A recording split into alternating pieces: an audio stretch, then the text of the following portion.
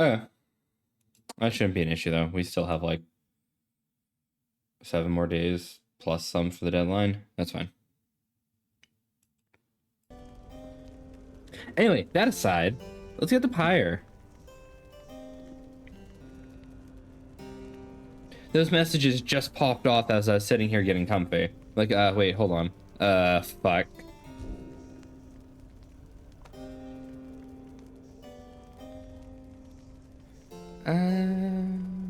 Okay. So, I don't know how long this is going to be, and I don't know how short these are going to start getting.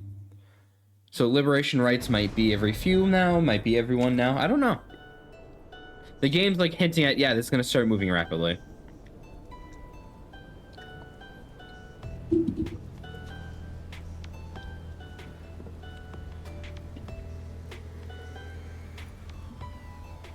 Music's the bot, though. Oh, you want to speak? Okay. You're unaccustomed to seeing Bertrude smiling. Yep, there she is, doing just that. You soon see why. Sorry. You have observed before how her manner seems to soften to the degree it can whenever Volfred is around. If only I could have seen their faces then. What was your secret, dare I ask, dear Bertrude? Reminiscing about old times? Perhaps? Hold on, I need to move my mic.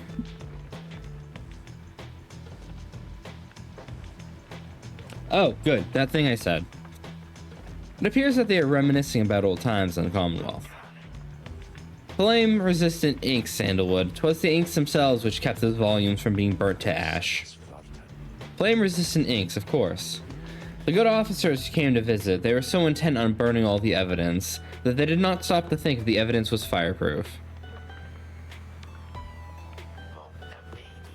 Alas, they later found a way to burn thy stamping press regardless. Thy written words, they moved us many times, and many others whom we knew there, in the southern bogs. No matter, dear Bertrude, what's done is done. At least we made it difficult for them, is that not so, while introducing some of our fellow citizens to new ideas? Perhaps. My words would not have reached near half as many were it not for you. Not to mention how I managed to elude them for another decade or so. I'm ever thankful for your sacrifice. Thy thanks shall not be necessary, Sandalwood. Well, you shall have to take them from me anyhow. Thank you, Bertrude, for helping to fulfill a modest author's dream. What good's a stamping press without good inks? No good at all. They exchange a laugh at this, and then... Even still, through this new ordeal, thou hast no love for us, is that not so? Bertrude. Nay, we understand full well, thou needest further explain thyself. There are different kinds of love, Bertrude. On that account, thou hast nothing to teach us, Sandalwood. They each remain silent for a time. Our hearts, they cannot be controlled, Bertrude. Blasted things that they are, they act well on their own. He puts away his pipe. I am blessed to have had you in my life, back in the Commonwealth and here as well. I mean that, although I know that it's not enough. First, Bertrude does not seem to acknowledge this in any way, but then... Nay, Sandalwood, it is enough. It is enough. She departs without awaiting a response, brushing past you as she goes. Walfred soon turns away as well, politely bidding you a good evening. Two old friends have evidently managed their way past certain tensions in their long-standing relationship. They rather seem to draw a certain strength from one another. Alright, let's check out new book pages.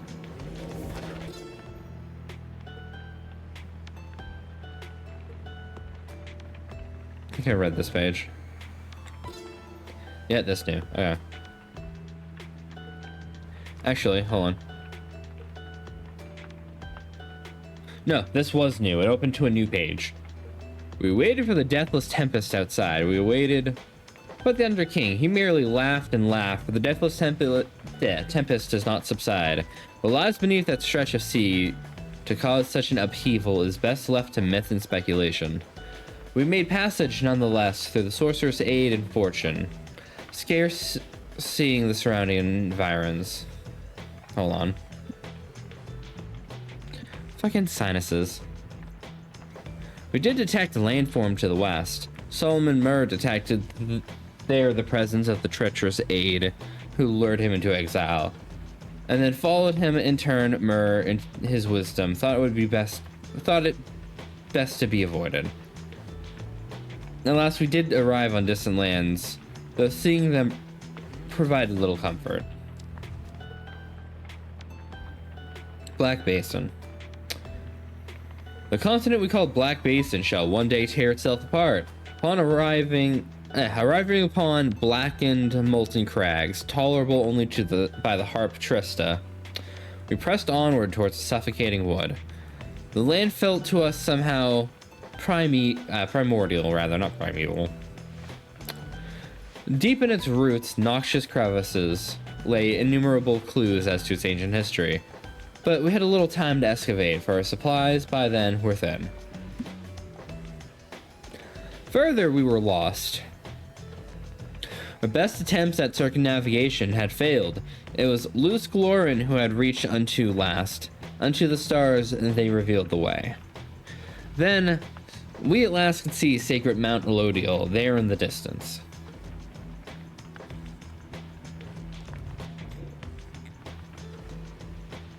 Gaining the summit of the sacred Mount Elodial involved no small amount of sacrifice and sorcery, in varying proportion. I blew my nose and made shit worse. We'd actually already read that page. Alright. Let's move on to the next set of pages.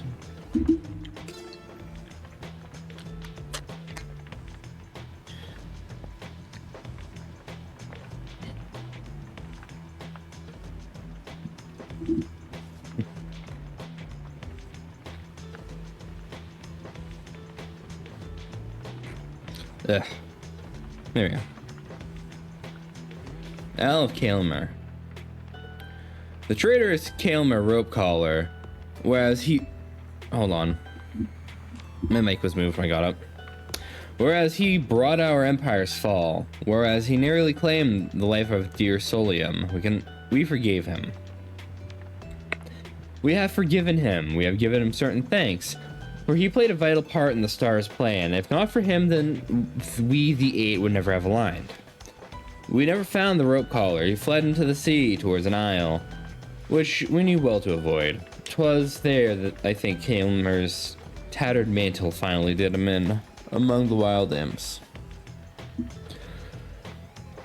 Should the stars ever converge upon that isle, it shall be to signify that their long distance across the skies is drawing to a close. Oh, that's bad. Hold on. I think it's just glowing to glow. Yeah, okay. I didn't know if the glowing on the left was like, hey, by the way, if you go over here, there's a new page. No. The Glade of Lu. Never have I witnessed an affront to nature, mine and everyone else's. Quite like the poisoned wood of the limbless Urzek, the root titan, and his suffocating influence.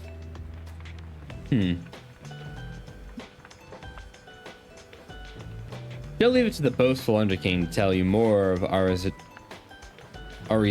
the vanquishing, or is it conquishing? Ugh. Whilst I may tell you something about the glade which you protected, which has become my own. For my own genealogy now occupies the soil there, and strives furthermore to prevent Arizek from taking root again. The brambles of the glade are constantly encroaching on themselves, then falling once again to dust. This miraculous cycle, reflecting the starlight piercing through the canopy, needs to be witnessed whenever the stars invite an audience.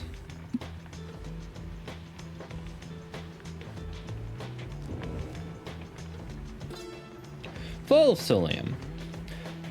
From the top of Mount Elodial, the downside may... I can't fucking read.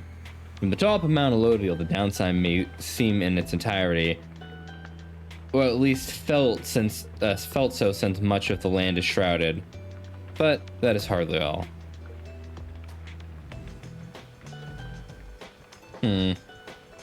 Weird sentence structure.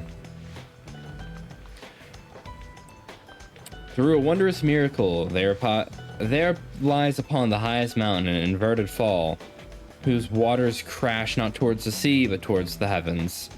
We speculate these very waters which delivered us, but now, bent backwards, seeking their return as we all do. In this phenomena can freedom be achieved, but only for the chosen, when the time is right. This is a path to freedom that we cannot traverse, but shall leave open for you, so that you may strive for it.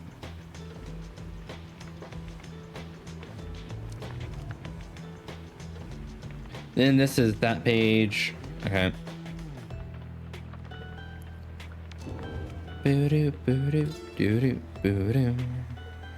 Astralborn. Foul name of the Star Titan is written here but once. Do not invoke it, lest you aid in its reawakening. It sups upon despair and fear and doubt, the lands such as our own. Towards her mighty mistress Millith, who tracked the Astralborn monstrosity within its loathsome pit, where it lay nursing wounds sustained from traveling across the stars, in search of simple prey. The wicked Astralborn could drive a lesser creature to the brink of sanity with a mere passing glance, but not Millith. She cast upon the fiend 100 words of binding, each one more binding than the last. With the creature's incandescent skin, we bound this book and bound ourselves to the stars. Well.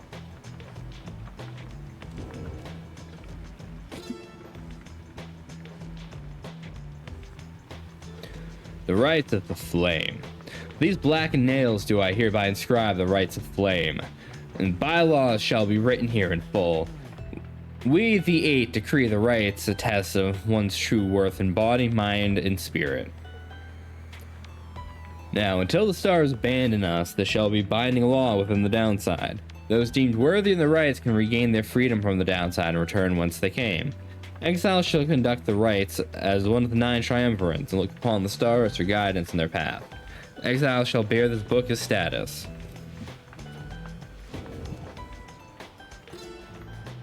Essential structure.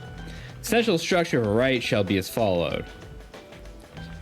Where chosen by the stars within the darkened night, shall 2 triumvirates stand in opposition, far enough afield beside their consecrated pyre, symbolizing their resolve. In each triumvirate, the 3 shall act as one and demonstrate their trust in one another, but not just in themselves. Triumvirates shall endeavor to extinguish the pyre of their adversary, whose flames are only to be staunched through a celestial orb descended from the stars. Whoever's pyre remains burning shall prevail. Triumvirates are then to disperse.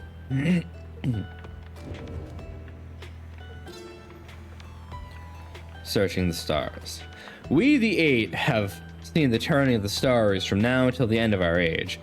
Heed their guidance and ours. The stars make many cyclic turns. Cyclic. The rites commence their behest upon the celestial landmarks where the downside's greater titans fell before the heavens. Bearing this book bestowed upon your triumvirate, you, the reader, shall perceive under which stars you are to congregate. Follow their lead as your adversary shall. If either of you fails to appear, then neither of you walks the path. Whether you prevail or you fail, from that point on, the stars shall guide you.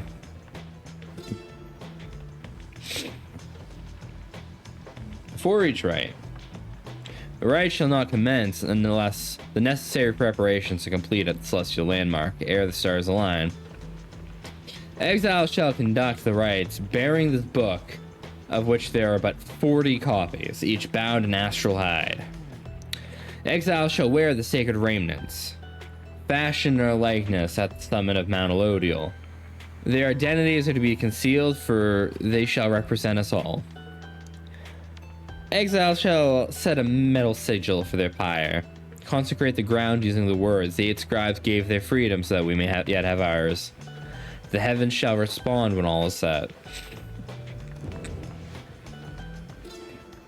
Hold on.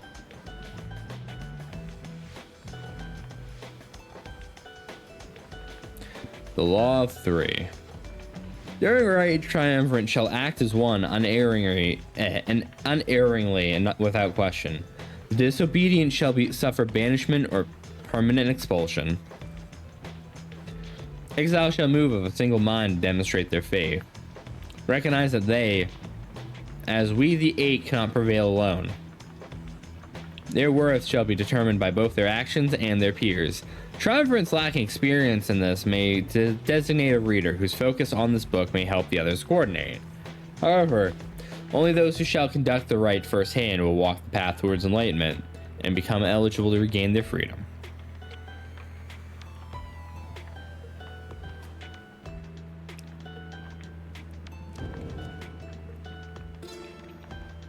The Burning Pyre.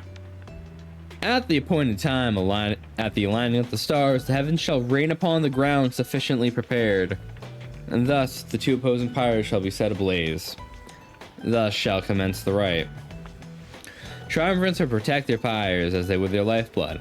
Lifeblood itself is to never be shed before, during, or after any rite, lest the disobeyer suffer permanent expulsion.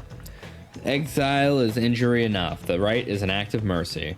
Fear not the purifying flame. Plunge into it headlong without fear, for you shall be protected by the stars themselves. Seek freedom in the flame.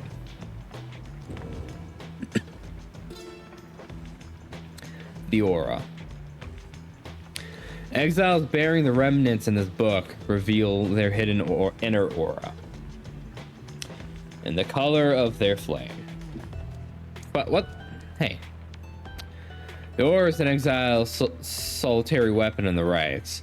Should one's adversary cross one's aura, the adversary shall be banished. Banishment is fleeting nothingness. Seek the pyre's light and thus make your return.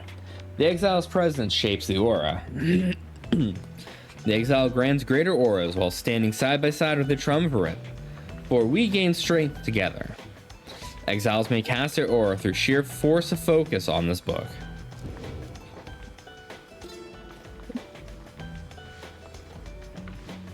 The Celestial Orb. As two flames are lit, so shall the celestial orb fall from the heavens. But one such orb shall be veiled by the stars, requiring triumvirates to vie for it. Its cosmic connection to the flames and arrangements of this book bestows the necessary qualities for its bearer to prevail. Effortlessly sails the orb between the three and a triumvirate, and seeks grasp of whoever acts among the three. Once grasped, the three shall draw within it all the bearer's aura, fueled by the triumvirate's own flame. It is to be cast into the flame.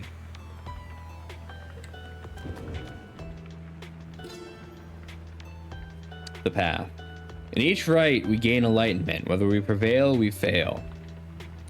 Indeed, through failure do we tend to learn the most valuable lesson. Provided we survive, none among us have prevailed without end. Exiles who walk the path towards enlightenment shall, at times, be struck by an epiphany and achieve mastery in some respect. Choose well amongst these blessings we bestow. Thus, you may yet achieve our potential and surpass your adversaries. Whenever you prevail, a triumvirate gains favor, and in time the triumvirate with the most favor shall be summoned to liberation rite to earn a chance at freedom. Then the cycle begins anew. Liberation. A liberation rite takes place upon the fall solemn, under a blooded moon witnessed by the heralds with the stars. There the most favored triumvirate shall confront the one with which we each appoint. These two triumvirates shall pass through the scribe's gate, where their word shall be assessed under the stars. Only the most enlightened exiles within each triumvirate may be anointed for a chance of freedom. Two of their companions shall support them whilst they strive. The anointed champion of the triumvirate which prevails then shall plunge into the shimmer pool and return to glory. We finally have the full rules of the rite. Great. The Fate. Fate united under many mane the Alpha Chief. He is brash but follows his traditions. He prizes faith, discipline, honor, qualities he seems to lack at first. Hold on. He formed the fate under the precepts of the old bylaws of his four-legged ancestors. They believed a certain natural order in the way of things. Many men wanted for the fate to likewise show the respect. Initially, he only chose from other curs. He, however, urged the fate to replenish their numbers from any race or ethnic group thus willing. Thus, shall they anticipate what is to come, with open eyes and minds, never frown upon what is in store for them. The dissidents. I myself, Hobe, did form the dissidents under the simple tenets. You're not a new page. That's a new page. The Withdrawn. The Withdrawn did spawn forth from the wild witch Millith, whose vigilant pursuit of the unknown and the unknowable I will always feel a certain kinship. Whether the Withdrawn are Millith's kin by blood or merely worshippers, we trusted one another not to ask nor care. What mattered was that Millith chose most audacious minds who stopped at nothing short of the impossible. Though ever distant, the Withdrawn revealed to us such truths about the land which long lay hidden even to one such as I. Their knowledge, ever waking in the newfound depths of consciousness, they lead us all to better know ourselves. The Chastity, I've already read these pages. There are no new pages. Okay. Well, one new page. On Mercy. Mercy is the beating heart of a truly free society. Mercy, even for the perpetrators of the darkest deeds. As our liege, Solium Mur, drifted in an ocean of regret, he found there mercy, rather. It found him. And it saved his life. Mercy, freedom, they're intertwined. A society which raises a clenched fist against its own shall follow the doomed path of the Empire Sahir. Sir? I don't know. I really don't. Others shall be a merciful society. May the hold on. Fucking sinuses. May the perpetrators of the darkest deeds be sent to join us there, where they may learn as we have. Mercy shall engender union upon all different kinds. We shall stand shoulder to shoulder equals in the same society. On kinship. Each one of us within the eight, besides the imp, we would have perished in the downside had we not found each other together, formed our union. Here in the downside, all are bound. But that which binds us here does not have the same latitude. We choose the bond of kinship. Our exile took precedence over our differences. The Empire, which had subjected all of our kind into a tense alliance, shall give way to society which our differences are paramount. There you may embrace your ancient culture, whilst jointly forming a great culture all on its own. Next to mercy is kinship. That shall form the bedrock of our commonwealth. That's it. That's the book. I can stop reading now.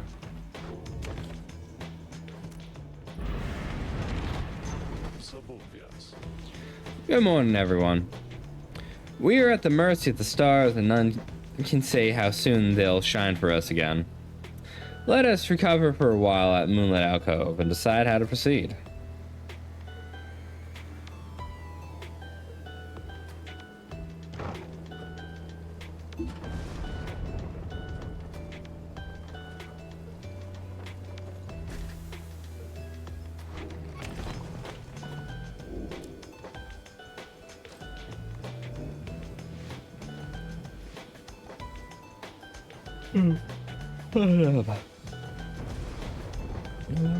Hold on.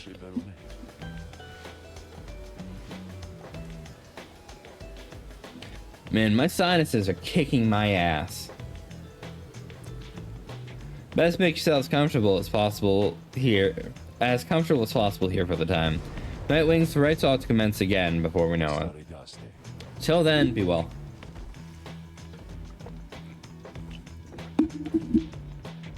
Fuck. Thus, you and your companions remain on the mountaintop, waiting for the stars to shine again. The cycle of the rites is ending. The news that Volfred and the lone minstrel revealed to you now threatens to disrupt the group's resolve. Who most deserves their freedom? Can there be any hope for your revolutionary plan to change the Commonwealth if too few exiles manage to return? Questions hang like a fog over you and your companions as you linger on there. Oh, no. Sorry. For now, the exiles and Nightwings vow to stick together. For many opponents as they shall have. Many moons pass. Good evening, Volfred. Oh, rather. One cold evening, Volfred finds you off on your own. Well, my boy, time has come once more, come see. Indicates the sky, and through the snow, you see he's right.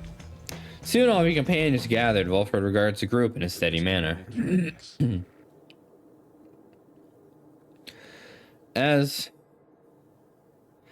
you all know, I have refrained from participating in the rites myself. This was a long-held choice of mine for a variety of reasons.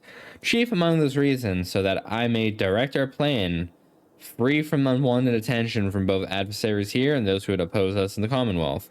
Another reason is my past experience conducting the rites. It did not end in good terms. Before my time, the Nightwings comprised of 3 exiles. Brighton, Erisa, Orlek, and little Tizo was with them. As well, still learning their ways.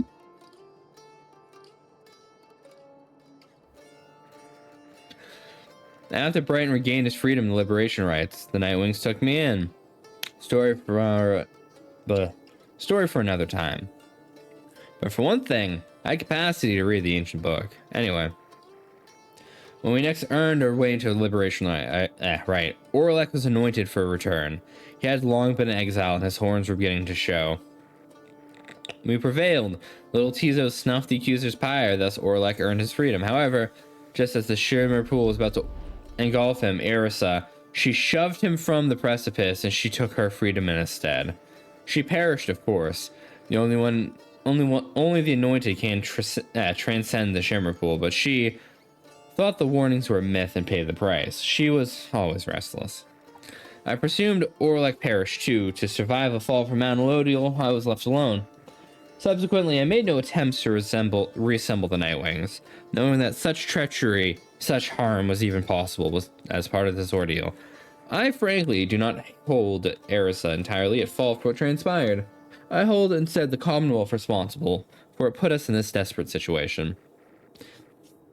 And I resist the urge to think the rights may partly be to blame as well for pitting brother against brother and sister against sister. Volfred takes a deep breath. Now I see that Orlek yet lives in a time when our plan is already in motion.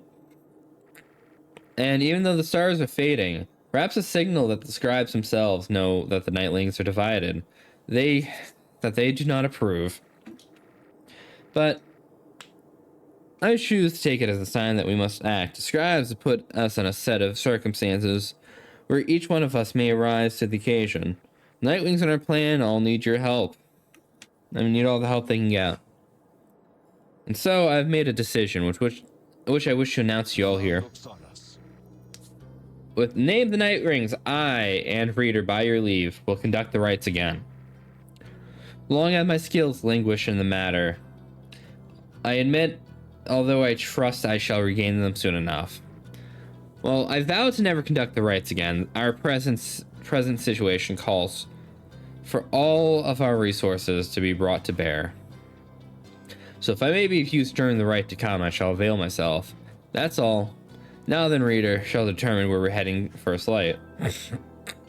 Volfred bows his head to everyone while everyone else exchanges looks. Then, one by one, salute him in return. Volfred stands ready to conduct the rites again. Once more do several stars shine in the bright sky. Find exile for each of the different rites. Damn. Suits, rather. Masks. Whatever the achievement said.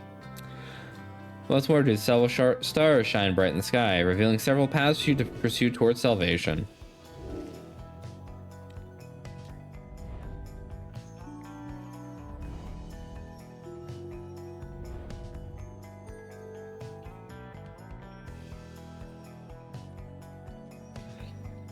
these chuckle fucks, those chuckle fucks, or those chuckle fucks. The accusers stand to go against us in the final, right? Let's knock them down a peg. I do not want Lendl going free. Absolutely do not want Lendl going free. Stars reveal to you a path towards the Hulk of Ores, where the right shall soon continue. Come morning, your travel shall continue. For now, everyone needs rest.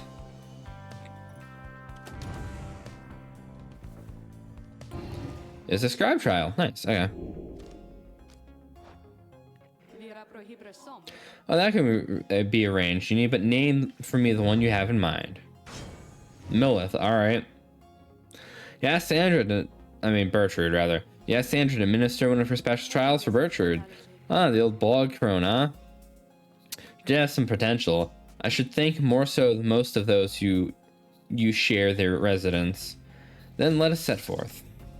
Soon Bertrude appears in heat of the summons. We sense that thou hast need of us.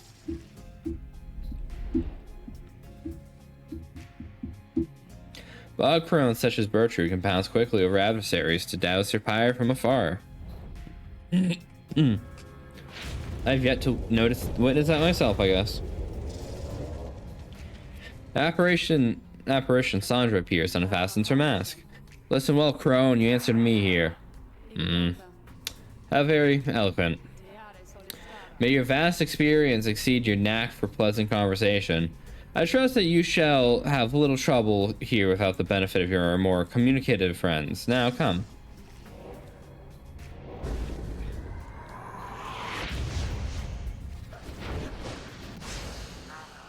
I'm dead. They have killed me. I can't believe it.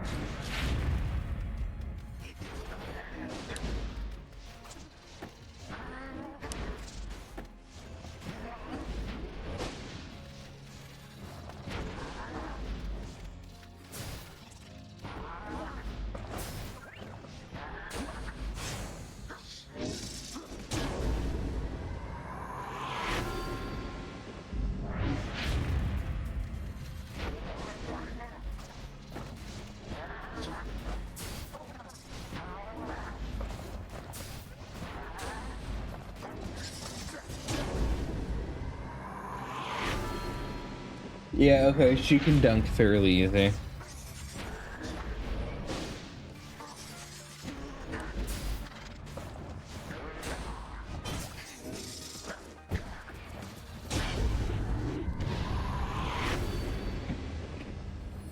Alright, that was an easy trial.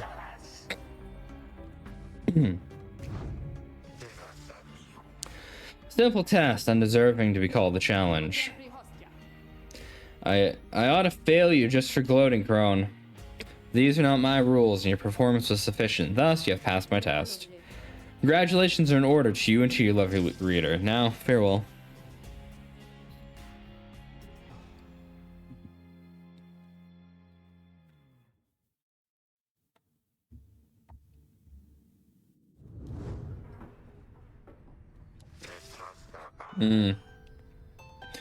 Good riddance to that mouthy wraith.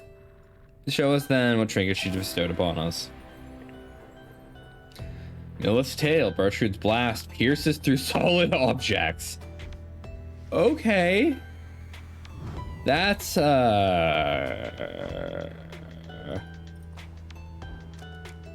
that's certainly a choice.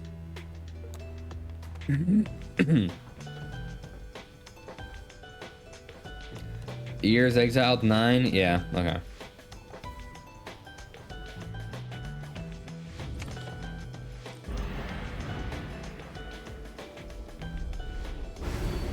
I do so hate to thusly contact you, O reader. Yet an awful rumor reached me recently that you have within your retinue a traitor to the Nightwings and the Commonwealth alike. But you would never harbor such a traitor, now would you? I trust your time within the downside would have taught you that. Alright. You rise after a fitful night of slumber. Somehow, the voice, which thus far has reached you only in the rites, has found its way into your sleep. As well, you shake free of it. The time at the Moonlight Alcove has made everyone restless, and your group is eager to set forth to your command.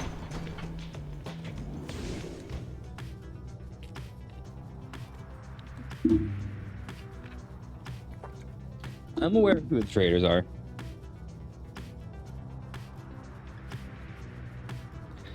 I know who's got skin in this game. I'm not worried about it.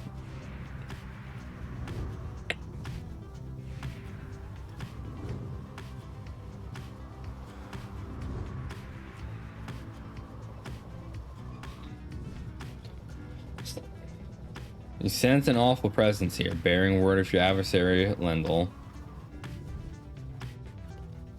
Rare fish. Now, let's go fuck with Lendl.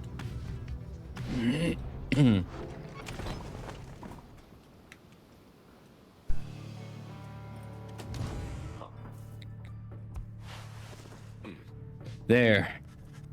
Wilfred appears to have finished sealing some sort of document. Smiles as he approaches you. Oh, my boys, just on my way to make a drop. Report a bit of progress to our supporters on the other side. Should like to know. Not clear to you as yet exactly how Wilfred's able to communicate with the agents in the Commonwealth. We have ways of making certain that such messages manage to make their way to whom they need to reach, most of the time at least. It's not exactly the most dignified of methods, but messenger imps. But the messenger imp is as hardworking as the rest of us, I dare say, or more so. Most imps lack the capacity to do that job. They, of course, cannot traverse the outer boundaries of the downside, but they can squeeze much closer than any of us. Wilfred offers to tell you more of this process. It seems that he has been using certain imps to relay messages to his Commonwealth agents for some time now. From that point on, we depend on certain other means. Trafficker like Rookie would likely be familiar with them. Then my agents intercept the message as they arrive. Messages are coded, in the off chance they reveal themselves before unwanted eyes. But even then, my agents put themselves in great peril there supporting our cause and our plan. Cannot ask for a more dedicated bunch. Shame we cannot meet them, separated as we are. If we succeed in our endeavors, it shall be thanks to them in no small part. They have identified hundreds of citizens grown loyal to our cause, found hidden corners with which they can speak freely. Their goal is to grow in numbers while remaining safe. For we cannot resist the Commonwealth, too few citizens staying with us, whether due to apathy or fear or lack of willingness to see our nation as we do. Some of these agents I have known for many, many years, since long before my exile. Many were former students from my days teaching the Commonwealth doctrine. It was clear then those who among us did not take the common view. These days I report to them our progress, and they in turn report theirs back. From that assessment I update the estimation of our planned success. Our chances of success increase substantially each time we liberate one of our own. But those loyal to us in the Commonwealth slowly gather strength regardless knowing of our efforts. And thus we do inspire each other, not unlike the dynamics I see among the Nightwings. Now, good afternoon then, Raider. I've delivered to Meg. He strides out of the wagon bearing the sealed message. Alright. Contact the apparition. As you walk through the dark corner of the ragged rock, you sense a presence of some sort which reaches out to you. It presents you a vision of the adversary you expect to face in the coming right. The apparition is aware of your next adversary in the rights. Lendl, it offers to sway the coming rights against him in your favor. Accepting an adversary shall suffer misfortune that inhibits their performance. Nothing permanent, it claims. Decline, the apparition shall extend its offer to Lendl instead. No. No. If I say no, he'll say yes. So then I'll accept. Thank the apparition for its generous offer and accept what it proposed. Moments later, the apparition folds in on itself and disappears as you head back to the black wagon. I hope but wonder exactly what it intends to do. Lendl shall suffer denying his true hope. Alright, easy enough.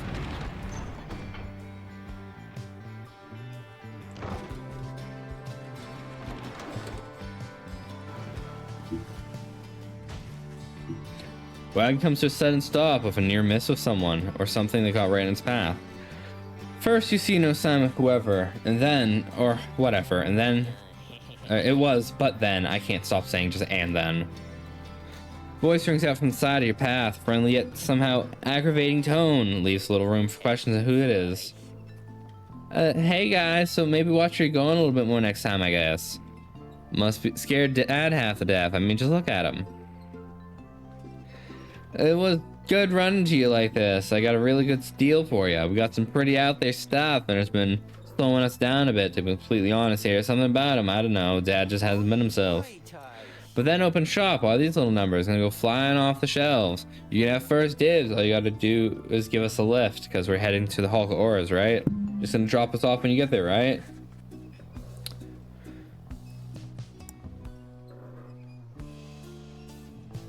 He has one of the symbols of the Triumvirate on his thing. I just noticed this. Black Wagon does not provide for you the most spacious accommodations, but it may have enough room for Falcon Ron. Barely, at least for the short remainder of your trip. On the other hand, you sense a troubling energy from whatever strange artifact he's transporting right now. Wondering whether you should get involved. Tell him to get in. Get in, loser. We're going shopping. Though your fellow exiles exchange curious looks, you invite Falcon Ron to climb aboard. Oh, great. Thanks, guys. I'll just squeeze in. Just he does not. Dad, come on. Put your back in it already. Eventually, Falcon Ron manages to get on board, and you prepare to set forth again. Welcome on board for now.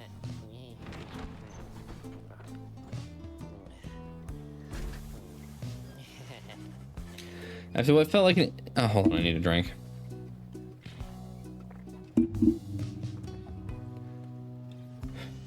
After what felt like an interminable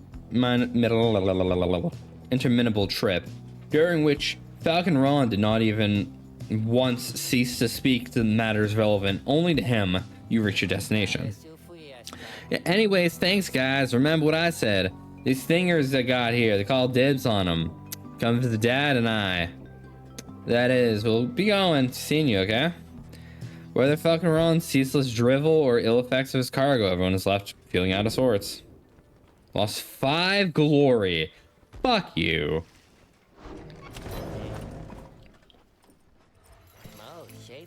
Hey guys, thanks for helping me Dad back there. We all the old you one, yeah. Reveals you 7 artifacts. The Black Hoof. Cursed. Bears 100% more talent, cannot grasp the orb. After getting banished, Bearer returns with infinite stamina or as a fast-moving hauler. The Bearer's aura remains while grasping the orb, but cannot be cast. Ah, that is a little awkward, ain't it? They emanate with energy that cannot possibly be completely healthy. Nice, huh? You guys got first dibs on these bad boys. You have cursed me for the coming right, you fuck. It's just not a lot of customers today.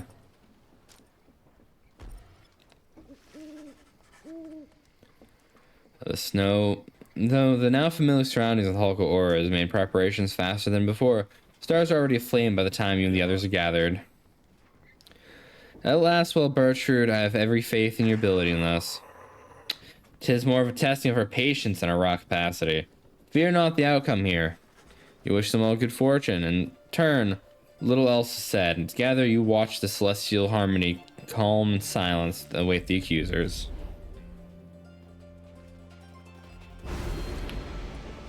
I am not.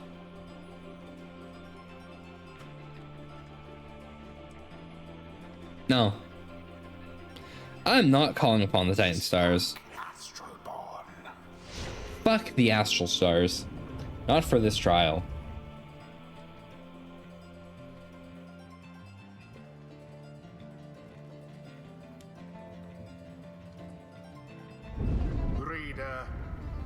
should I say deceiver? For I detect another exile in your ranks. The exile Volfred Sandalwood himself, that cursed sap. I ought to have known he was behind all this. He has no love for our sacred tradition. Yet you would heed his poisoned words over mine own? I thought that we were friends. Then fine. Let us return to a more formal distance.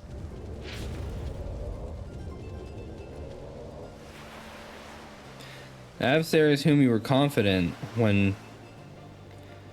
Adversaries whom you were to confront, when instead you had your run-in with Orlek, had assembled on the opposite side of the clearing. The pyre burns bright. Lendl emerges from the ranks of the accusers, calls out the rest of you.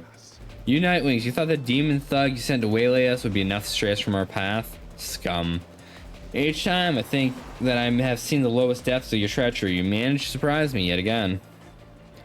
The accusers seem all the more determined to prevail against you now after Orlek denied their chance to stand against you last time.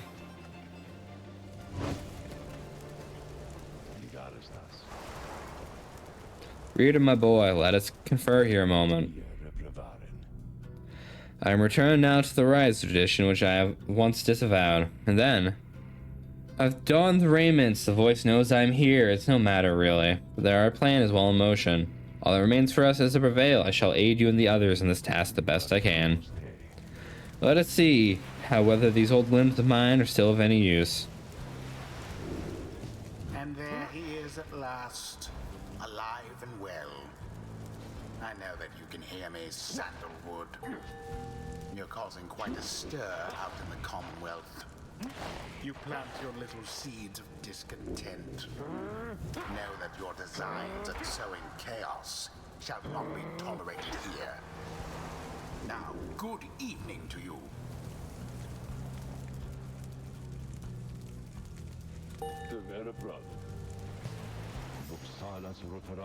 Now the Nightwings, I look forward to conducting with all of you, and then, of course, Reader calls for us to stand as triumvirate together. Choose now your band of traitors.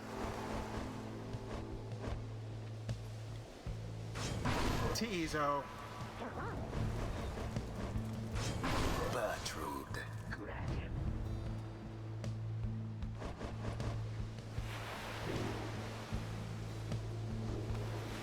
He's gonna instantly hit max rank. Christ, okay.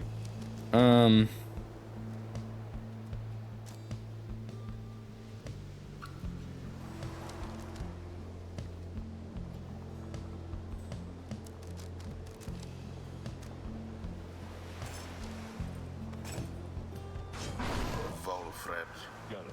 The choice is cast.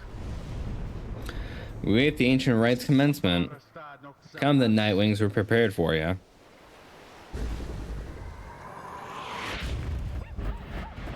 Begin.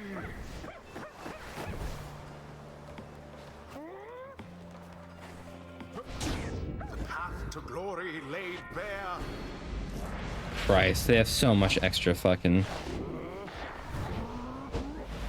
Be gone, Volfred.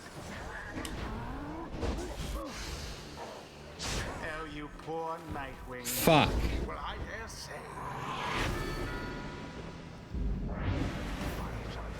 Another raid Hold. to stir up the chaos. Oh shit, Hager Welcome Melee. one and all. Welcome in, Raiders. I'm like 5 minutes from having to run off and deal with a fucking timer for my food. Hey, let me shout you out real quick.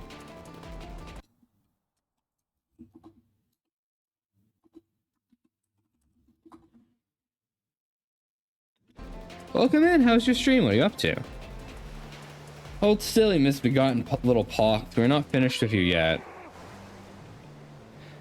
Tizo utters at Lendl a slew of absolute worst in profanity. Just in time? Mm-hmm.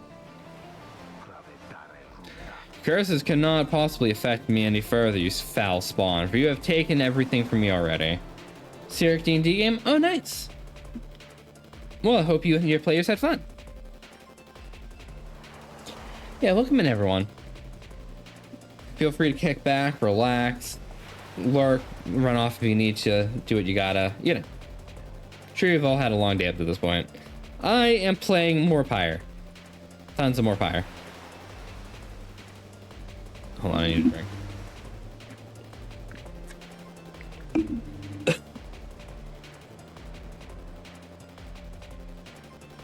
I'm also dying from my sinuses and I'm just choking on water, so don't mind me. Toad's not trying to kill them, there's only 4 of them. Ah, I see.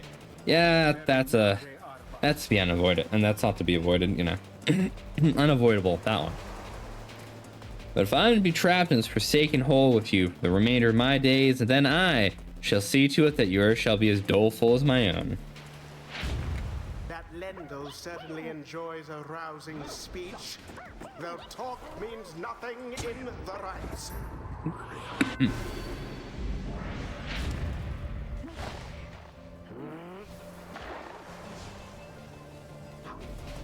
Ta-ta, Lendl.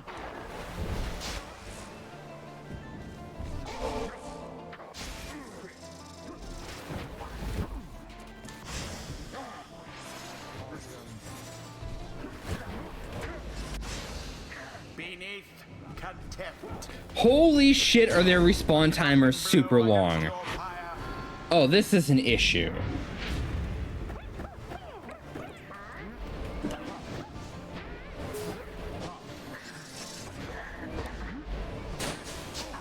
I'm getting absolutely railed here.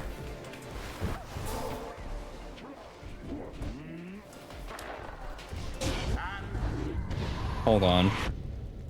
No. No, we're not doing this right like this. I am changing my fucking team. This is awful. I did not expect fucking what's-her-face to have a 14-second timer for respawn. Absolutely not. Tizo.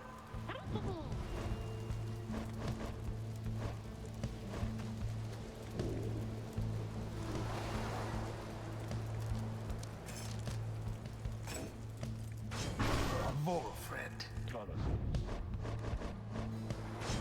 Sir Gilman, the choice is cast. Yeah.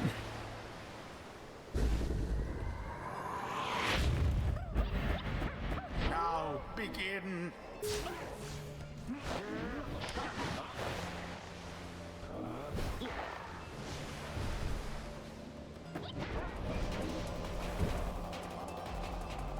The orb.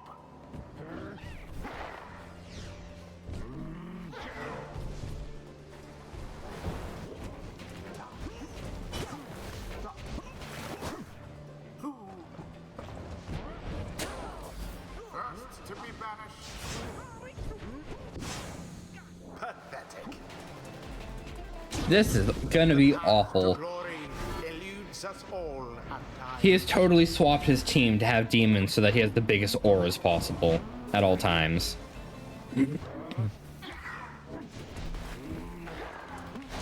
Twas dangerously close.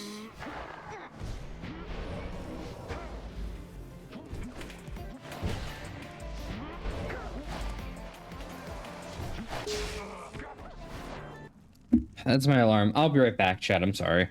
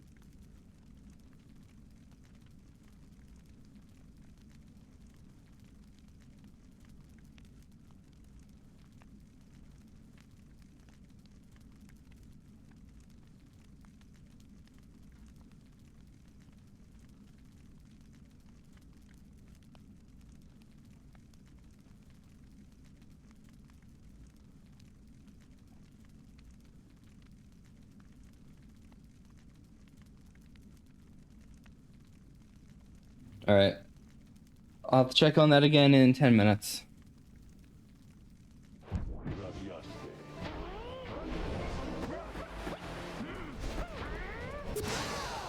That was the last of them.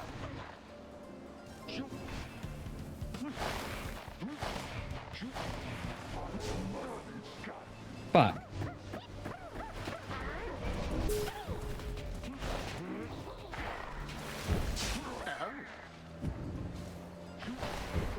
Such zeal.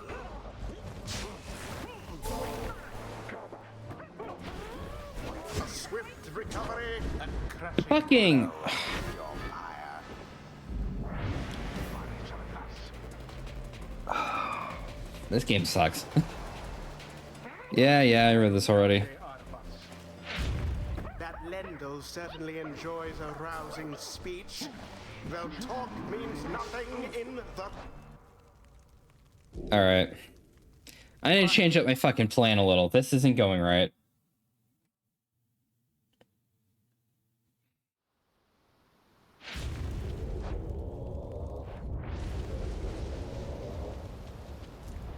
Who shall it be this time? I don't want to bring Jordiel because she's like already maxed out on shit.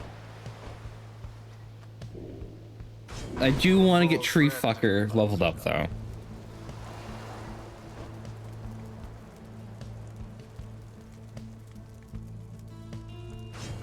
Faye. Tizo. The choice is cast. Alright, try this again.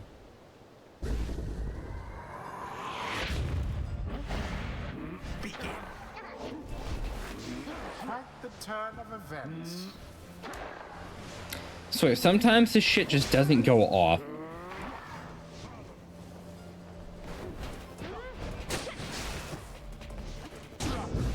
What the fuck? Glory eludes us all at times.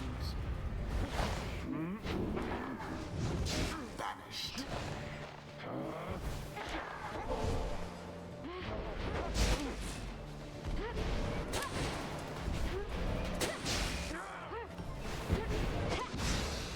Unfortunate for the accusers. They did it.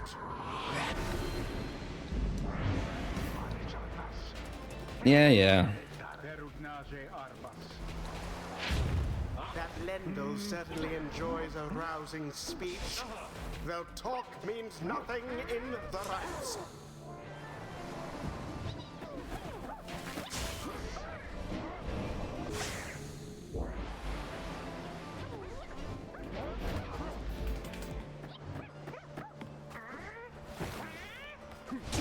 Remember everything which you hold dear. See that challenge on the top right? Fuck that challenge. They're super aggro. No way in hell I was gonna do it without being banished. What?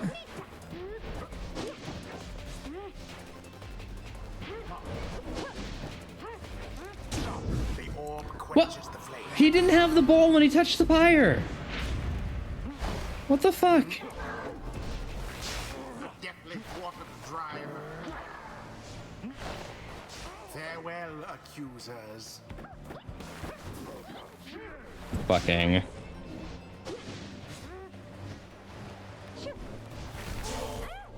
I were that one, I'd be rather angry. I don't know why they give us like Sandalwood as if he's gonna be this like almighty fucking chess piece. It's not useful. All of the accusers gone.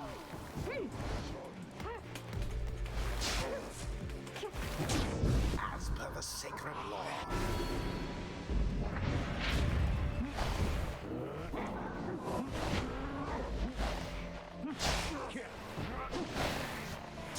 Poor Lendl.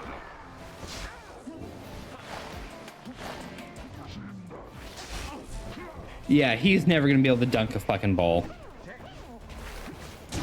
Shame. What the fuck was that? Chizo refused to jump again. Fucking awful. Too bad for that one.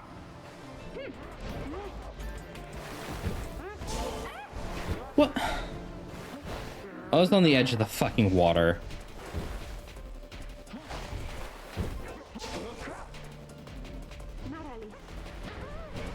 The orb.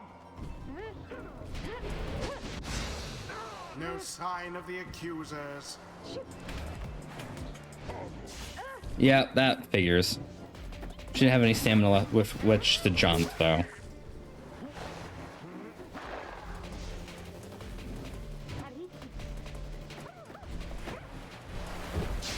Banishment.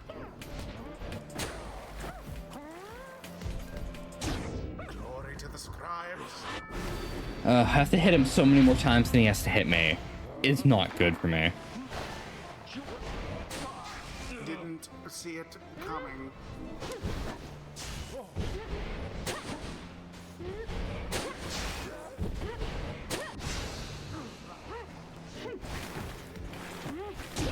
Faye plunged into the pyre.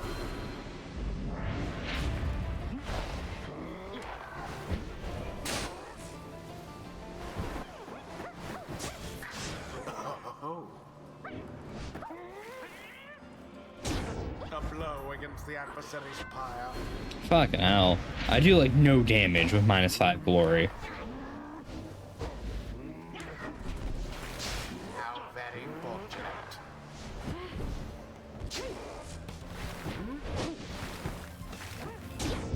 Got it. Douse the flame. The Night Wings now are closer to achieving victory. Sublime. They don't really have an answer to Flying Tizo, so that's my like only advantage in this game right The now. merrier. Welcome, raiders. Let's have a wild time. Hold on, I'm gonna speak. All right, welcome in, Jack. How you doing, Raiders? How's it going? What are you up to tonight? Let me shout you out real quick. My mods are asleep.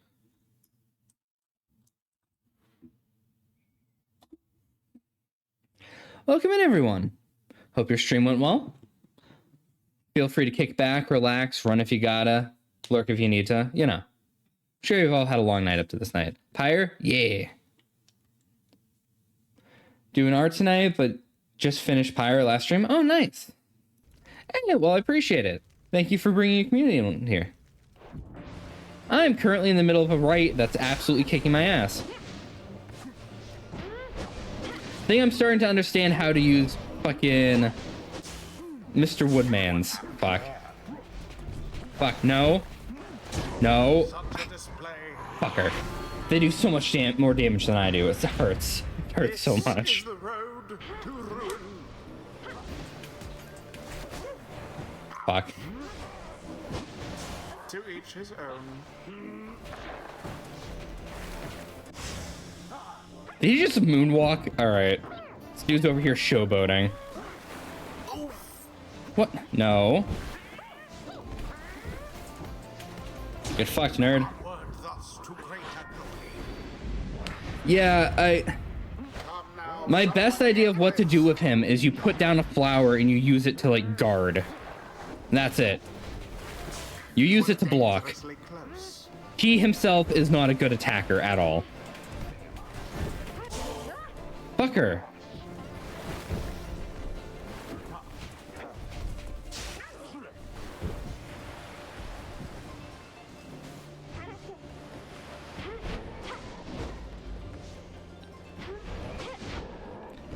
I also suck at power casting.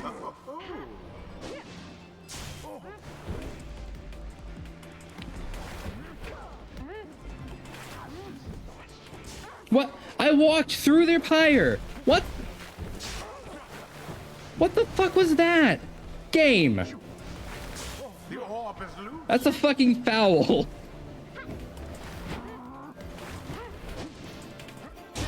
And it is done. Fucking hell. The Night Wings prevail again. That was rough. Though, if you ask me. Yeah, that was rude. This night's How did I side skirt the fucking fire? Blast that decorated constable of Commonwealth should end up having a consort with fools such as these. In cursed robes and miserable circumstances. Those damn scribes certainly exist, for it is clear they have no love for me or anyone of decent birth and station. Fuck you, Wendell. His bitter attitude towards the Nightwings and rights is such that it affects his every move. A shame, really. Sorry, you can't say that. That's fine. Feel free, run off if you got it. I understand. I don't mind it, man. Maybe we just got to get to know him better. Maybe he's nicer than he seems. The 8 scribes bless us with their ways.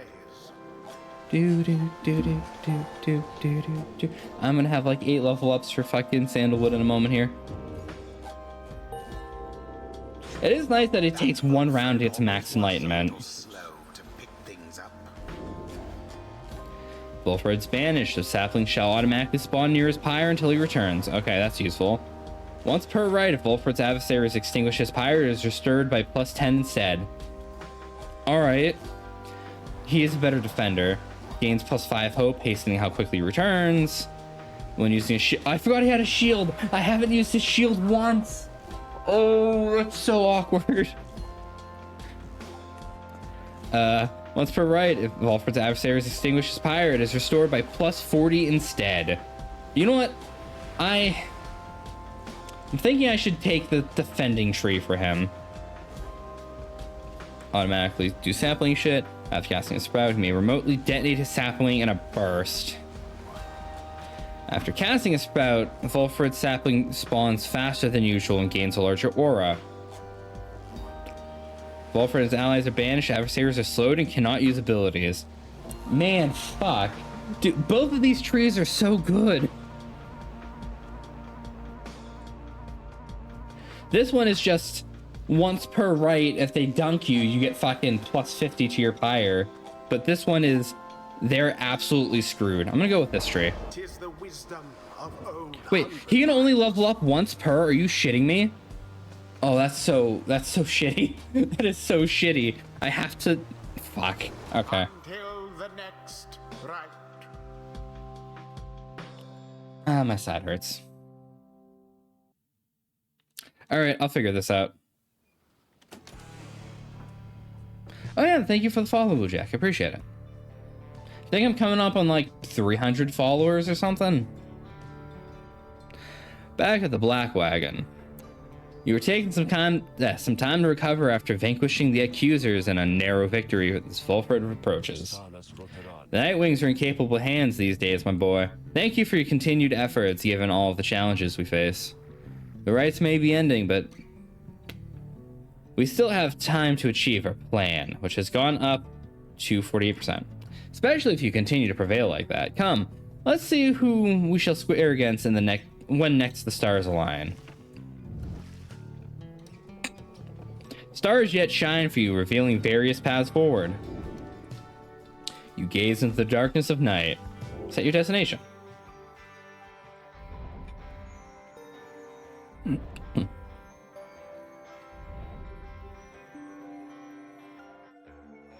All right, who has favor for the next right? Dissidents? I'd rather face the dissidents in the final than the fucking accusers, because if they go free, whatever. They're just chaotic nerds. This dude's an asshole. I do not want him being free. The tempers? Nah. I could shit on the Pyre Hearts real quick. Hey, Thermo, how's it going, man? Welcome in. I don't want to shit on him further, because if I face him in the finals, I'll let him go if he fails. Let's shit on the Pyre Hearts. But first, I'm going to go take a small break, use the bathroom, go get my dinner out of the oven. You know, all that fun shit. So I'll be right back. Let me run this. Also, I'm going to run some ads so that people don't get fucking entrance, you know, ads.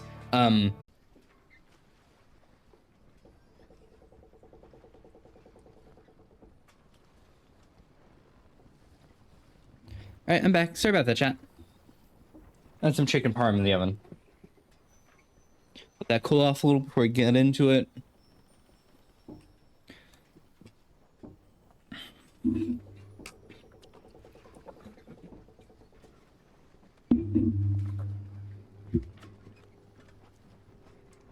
Hold on. Let me get comfy. Got turned on. There we go. All right. Is this night to understand that we shall soon confront Sir Deluge and the Pyre Hearts once more? Then it's to be a most exciting time. This night's one-time commanding officer, imagine if you will, a worm without the slightest trace of bravery. Sir Gilman then recants his tale of Sir Deluge's past, how they wound up together in the downside. Sir Deluge, a worm knight of the Sea Dominion, former ally of Sir Gilman, he lacks the sort of courage for which his kind is known. And yet, he leads the Pyre Heart anyway. Some worms born under the Sea Dominion's water thought life's meaning on dry land. The Commonwealth recognized their chivalrous traditions. I can't fucking read, by the way, to anyone who's new here. Put them to use. Sir Deluge was just another bit of frontline fodder in the war against the High Wing remnants. Yet, time and time again, he distinguished himself for one simple reason. He would not die. Because he constantly ran away instead of fighting. You know, kind of an advantage there. The unusual instinct for self-preservation kept him safe in many battles, and over time, he was repeatedly promoted for lack of any real competition. Then, in the Battle of Spiral Sanctum, when retreat was certainly not an option, Sir Deluge retreated anyway. This was the breaking point when he was last sentenced to exile. In the downside, he saw water, where he made contact with Sir Gilman and other members of his kind. They all saluted him as their superior. The other knights had little choice but to respect his rank, as the Pyre Hearts, they conduct the rites in the name of their great hero under King Orez while adhering to their strict code. This knight might not have prevailed, might have failed quite so miserable in the battle of the Spiral Sanctum had his entire regiment not turned in disarray after Sir Deluge fled.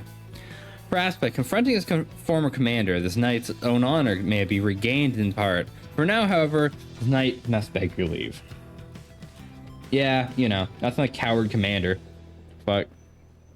Say goodnight to Sir Deluge in turn. There's no time to make flight preparation, and there is no time to make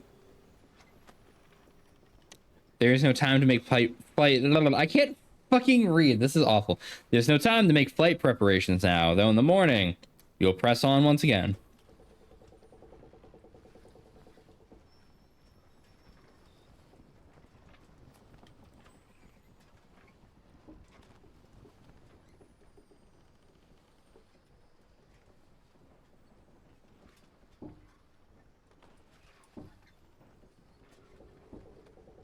Well, this fucking sucks. I'll be right back in 2 seconds. I'm like, you know what? I can't read. Might as well take a bite of my food. Instantly dropped fucking spaghetti sauce on my chest. So, fuck me. It's hot. I'll be right back.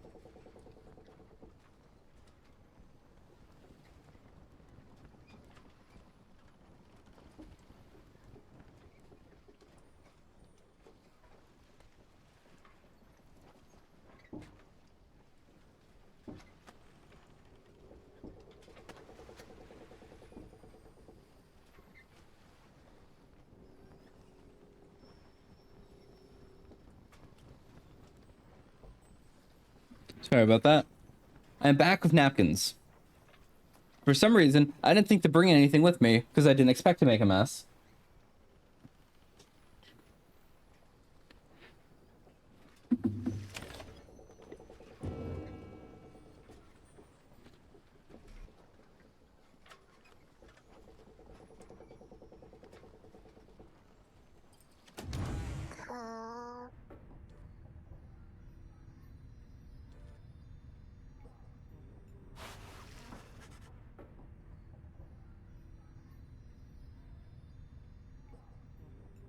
We find Tizo there in the black wagon.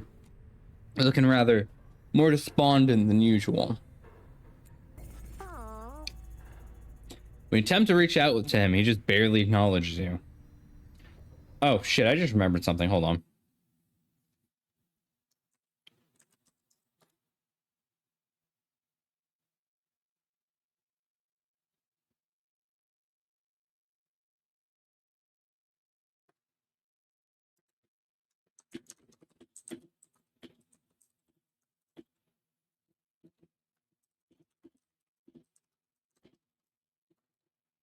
I just been very keenly aware that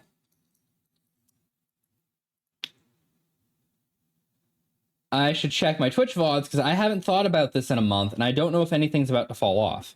And I'd rather not lose anything. So give me 2 seconds here.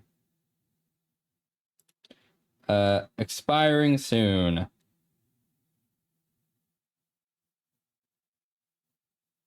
Expiring one day. That is a Persona episode. What is in my collections? Or Persona.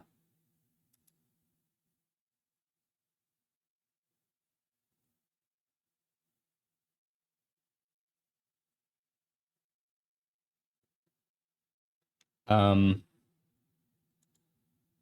hold on. Sorry, I don't want to do this in the middle of a stream, but I also don't want to lose this VOD tomorrow if I haven't already made a highlight of it.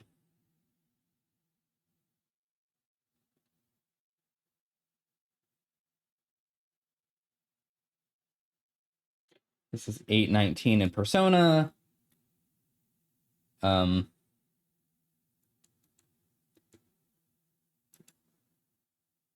This is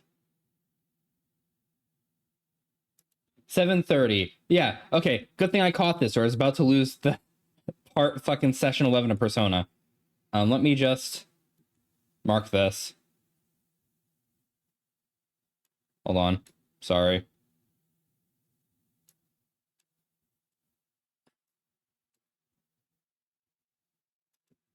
That was a close call.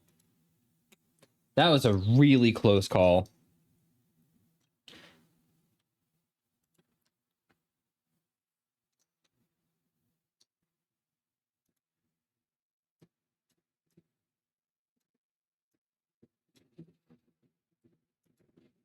All right, let me...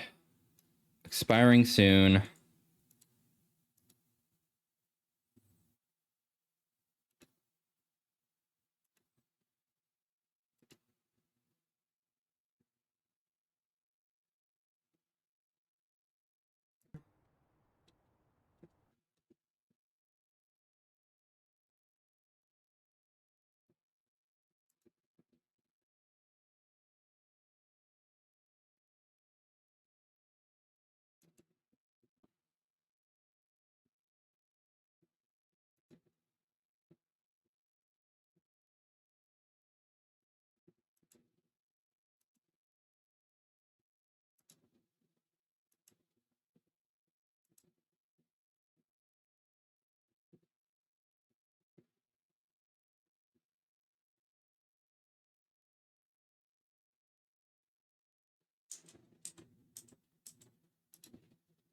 All right, that's taken care of. I've been so busy, I didn't think about it. And now I'm staring down the barrel of, oh god, I haven't done any of my VODs in 2 months, and one's literally expiring tomorrow. Persona 3 Reload Session 11.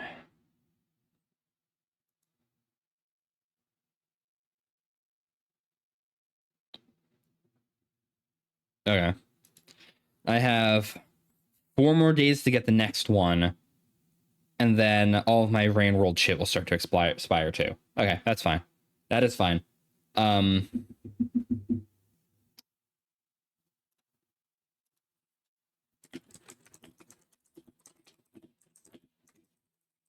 Normally I'm on top of this.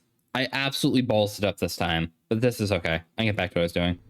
When you attempt to reach out to him, he barely acknowledges you. Tizo indicates that he wishes to be left alone right now. You almost run into Faye as you turn to leave. Oh, I'm sorry, mister. I just wanted to come check on little Tizo here. I think maybe he's taken ill or something. Further expression occurs to you that Faye perhaps is not off the mark. Tizo is not unwell for some reason. Come on, Tizo. You're gonna be all right. You're gonna be you might be the smallest one of us, but I think you're the toughest. Though Miss Jodariel thinks she's very tough as well. Tizo appreciates kind words, but still wishes to be left alone at this time. Oh, don't be silly, Tizo. You know I won't be doing that, don't you? Faye turns to you a moment, lowering her voice. Mister, I think Tizo would like a little privacy if you don't mind, though I don't mean to be rude. It's just Tizo, well, told him not to eat something that there was this, well, I think it's a mushroom maybe growing on the corner over there. So saw Tizo sniffing it. He's always hungry. I usually try to feed him, but this time I told him no because I know my mushrooms. Well, you know, I think it was a mushroom, but anyway, wasn't one I knew well. So Tizo ate it. Tizo corroborates Faye's recollection of what happened. Oh, so he's not depressed. He's just a little bit of food poisoning. Anyway, I think he's gonna maybe cough it up. I guess I think maybe any moment now because when I ate things that were mushrooms around here, I coughed them up as well. They made me rather sick, like Tizo over there. So not that I'm not being inappropriate, just because I'm not polite. Maybe come to think of it, Tizo, why don't we go outside? Because then I won't have to clean up after you. Like the last time when you ate something, I said maybe you shouldn't remember. Tizo indicates he remembers full well and regrets not eating Faye's food-related console. Oh, don't worry, silly. If you're taking ill, then you're gonna be fine, right? Once you've taken a little walk outside with me, because you're very tough. Tizo's beginning to look better already. You're my best friend, Tizo. I won't let anything happen to you. At least I'll try anyway. Okay? Don't think anyone stop you from eating things, though. She snatches Tizo up in her arms and whisks him out of the wagon. You then hear her call back to you over her shoulder. Bye, mister. I'm sure Tizo's alright. I promise, okay? Fucking Faye and Tizo. The prospect of Tizo administering medical assistance normally would give you pause.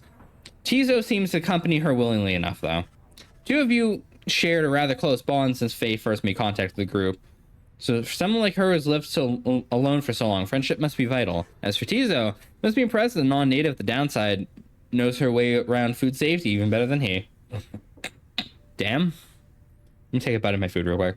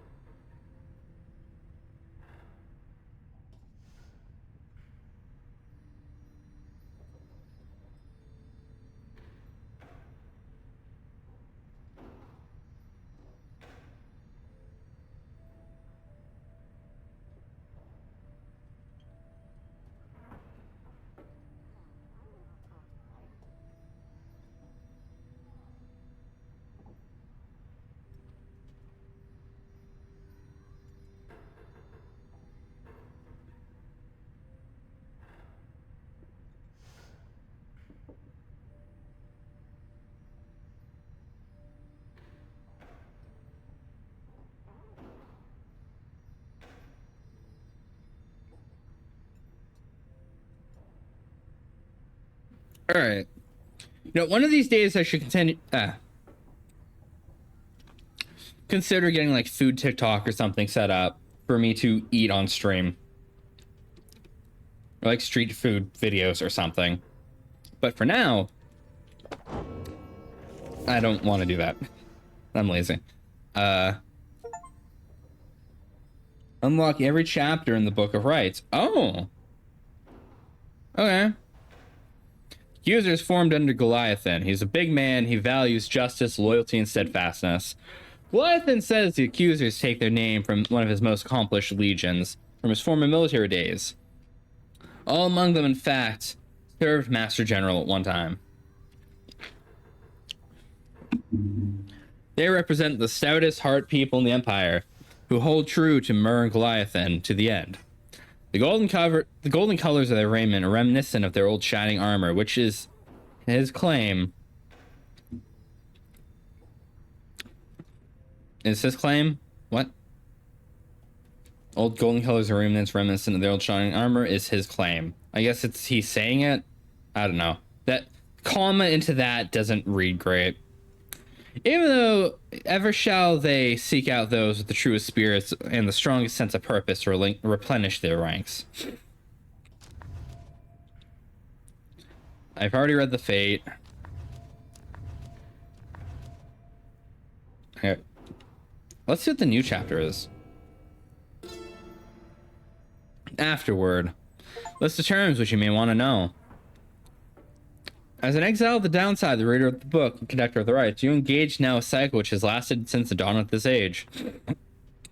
Here, within this part of the book, is offered a summary of all key figures, locals, terms, and astral phenomenon you may encounter, firsthand or in passing on your path.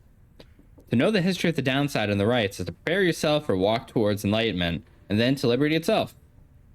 Should you be free again, remember, reveal not the rites themselves nor the existence of their book. Bullshit. Everyone up there already knows about the rights. Well, everyone up there in power already knows about the rights, which is why they keep sending their lackeys down here to be sent back up as fast as possible if they do anything wrong to then turn them to leadership again.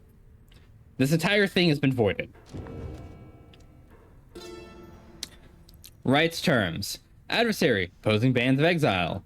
Aura, one solitary weapon. A banishment. Book, this very tome. Casting, the art of projecting one's aura. Enlightenment, understanding gained during conducting right. Expulsion, state of eternal banishment. Glory, measure of one's worth. Effects of Pyre. Hope, yeah, okay. The rights terms continued. Rights, raiments, reader, decipher text. There are a lot of things here.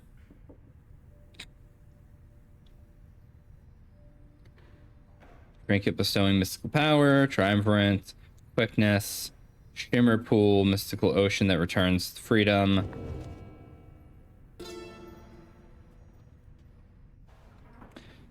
Eight scribes. Okay, so this is just list of people in here.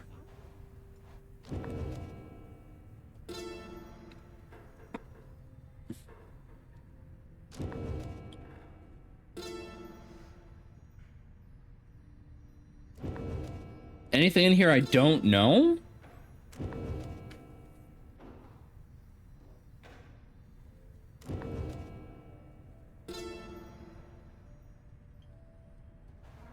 Olden Stars. A quest, Star of the Songfisher. Arcade, Star of the Sandrunner. Caprice, Star of the... Okay. These haven't been brought up. Weird. But alright.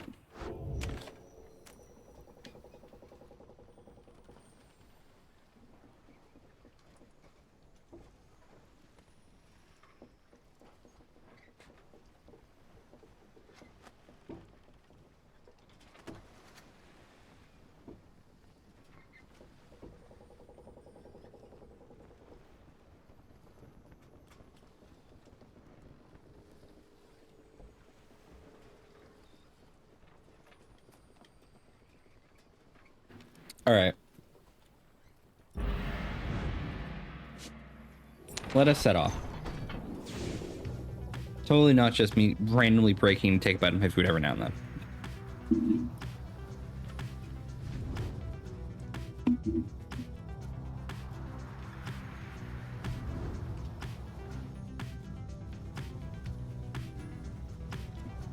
Oh, there are 2 talk spots here. Let's go to the top. As the wagon soars across the skies above Wakingwood, you notice Volfred appear lost in thought, not sense straight away what he's thinking. Do not mind me, reader. It is simply that being here in this vicinity brings back a lot of memories, gives me a lot to ponder. Hid within those woods for many, many years, making preparations for a plan. Cast aside my remnants, it became untraceable. There I waited for the plan to germinate. So it means a lot now to be here above that place at last. Quite the view, wouldn't you say, my boy?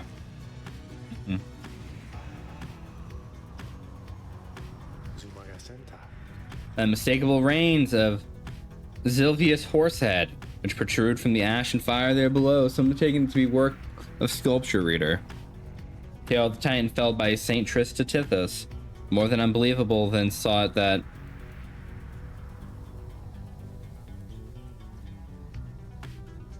okay, that is the game's music. I didn't know something else was starting up in the background. She thought some daring exiles over many years carved the Titan's vestige out of stone. Be that as it may, the climate and cliff are now home to exiled harps, such as the Essence whom you faced when you first arrived, even though they do not know of this local's sacred significance.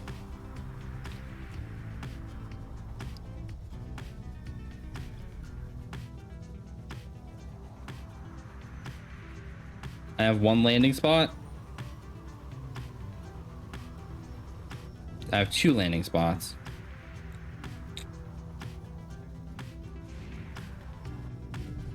All right.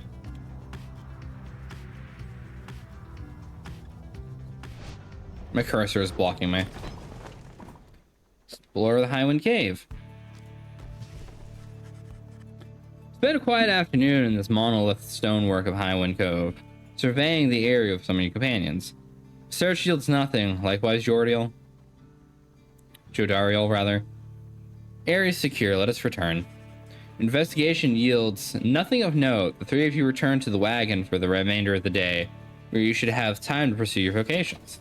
Yes. Faye's getting up there. You need some mentoring.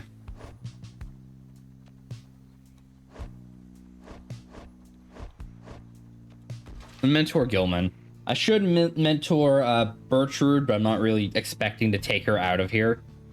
She's probably not gonna get out and right, so I'm gonna balance those at the top, so I'm not forced to make a decision.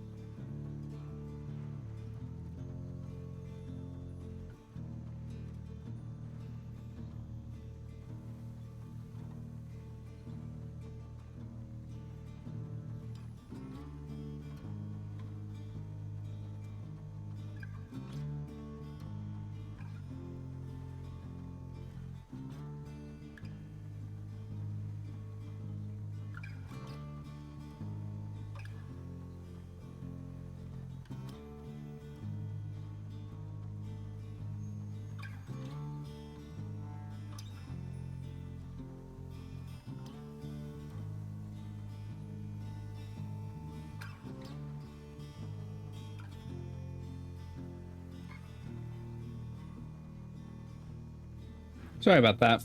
Taking a few bites of my food. All right. I didn't read his thing, did I? Whatever.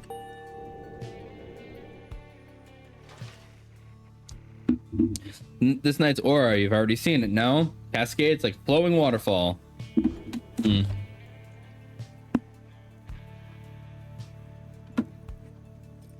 Continue your journey. No one wants to talk. Well, let's go fuck up Sir Deluge.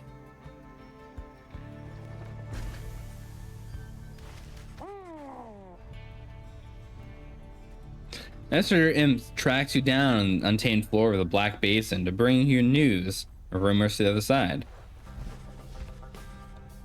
His report subject is Tamitha, blood sister to Pamitha, stoic leader of the Essence. She has liberated the false Solium. Her transgressions are all forgiven upon her return. And yet, old enmities remained in spite of Commonwealth tradition, or because of them.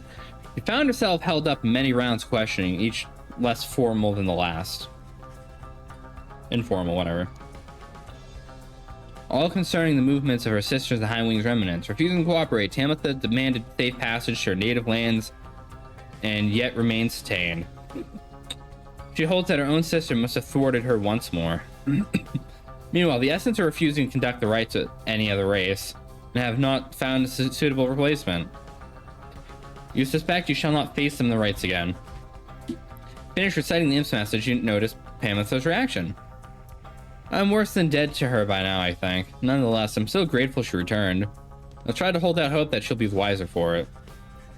I thank the messenger Imp for delivering the news, and let it make good use of some of the Black Wagon's facilities before watching it flutter off towards the horizon.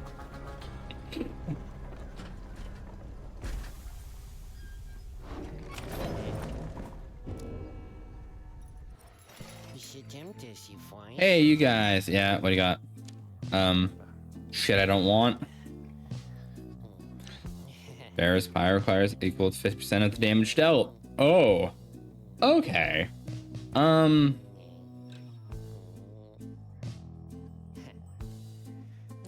That would be good on Sir Gilman. Hold on. Sir Gilman, what do you have on you? Jumps farther than usual.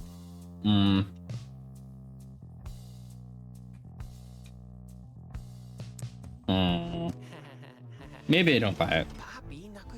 I didn't buy anything. You ain't offering anything worth buying. Everything's set for the right to commence. All is quiet and calm amongst the molten crags of the Nest of Trista. There's naught left to do. Wait for nightfall to set. You observe Sir Gilman sliding back and forth, back and forth. You sense something's weighing on his mind. This night is not a night at all. This knight has betrayed his former commander, abandoned his brethren at the Sea Dominion. But what is knighthood even? What is knighthood if it means having to follow such a craven as Sir Deluge? Cease this nonsense, Gilman. Focus on the right, focus on the right, focus on the right. Notices you finally. Oh, Master Reader! Knight did not see you there just now. Such as preoccupation with the task at hand. Bleh. Know that this knight stands prepared. He has no misgivings whatsoever when it comes to battling his ex-triumvirate. Please consider letting this knight participate for his honor to restore. Yeah. You can participate. I need runners anyway.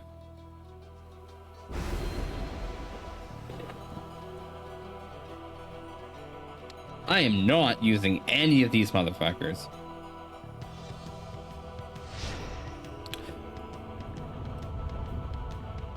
I'm already risking losing like every here and there when I do a normal fight. I'm not gonna. This harder difficulty really ramped up. Good evening there, you exiles of the Night Wings. You exile. Returned once more Yeah. onto the Nest of Triesta. Your adversaries in the coming rite shall be the Pyre Hearts. Reduce their pyre to a smolder and step closer to freedom. Now prepare yourselves.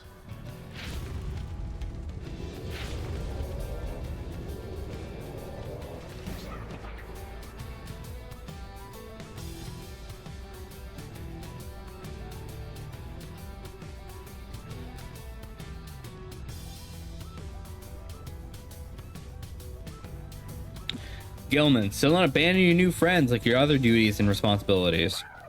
Sir Deluge wrestles with mask for time.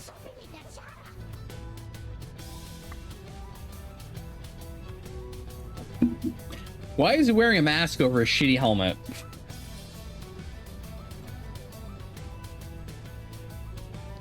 The knight is not surprised that you have courage to even show yourself. You speak of courage, Sir Deluge. Well, this knight has little else to say to the like of you. That figures, Gilman. You are no knight at all, you teensy minnow. Swimming in the sea of minnows many, many times your size, with much more honor, too. Then something comes over Sir Gilman. Just as soon as it fades, Sir Gilman sleeps away. It's grateful, you Nightwings. You're stupid to have taken that one in. You do no good at the rights. And another thing, we do not fear you, my ass. Who shall besmirch the Nightwing's name? Alright.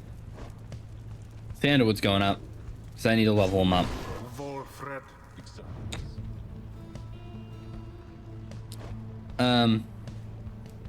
Send Pamitha because they can't fly or really jump all that high. We'll send Sir Gilman as runner. Sir Gilman. Sir Gilman.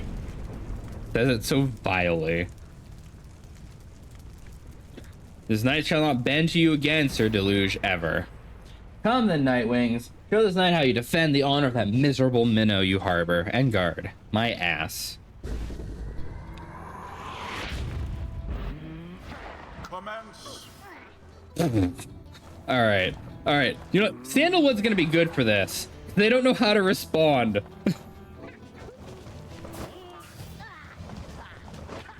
All of the Pyre heart gone.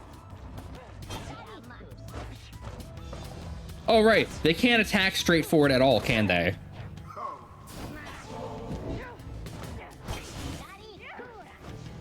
Fucking hell.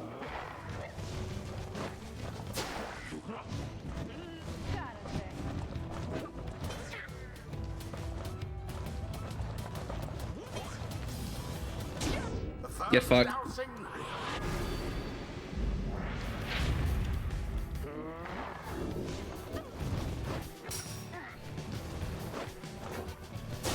None left unscathed.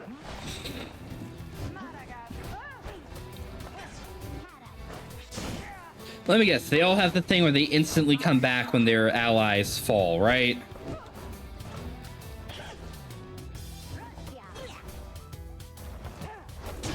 Exactly by the book.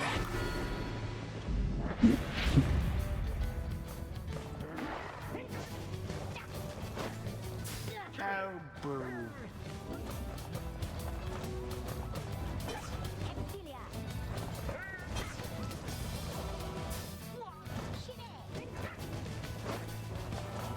I never.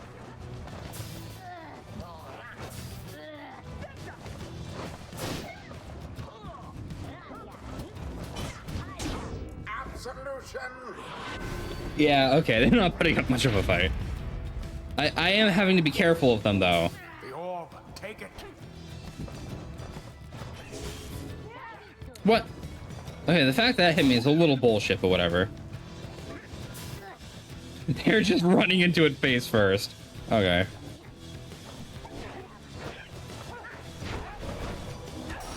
Poor little bug-eyed worm. Splendid. Just make it quick and painless on this night, because it looks like it's over for us, pretty much. Yeah. Ravens are dead. Yeah. Doubtless using exile as a means of shirking military service.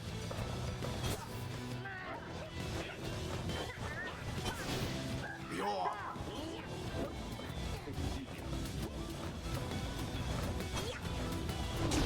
Resplendent. I got a little stuck there. I'm surprised. I'm surprised it was that easy.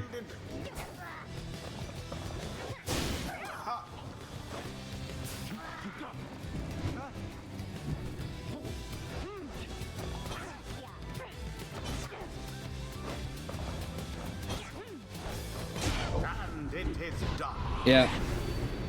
Man, they couldn't even score a goal on me. Prevail. Alas, that their adversaries failed to stop them. The rite is ended.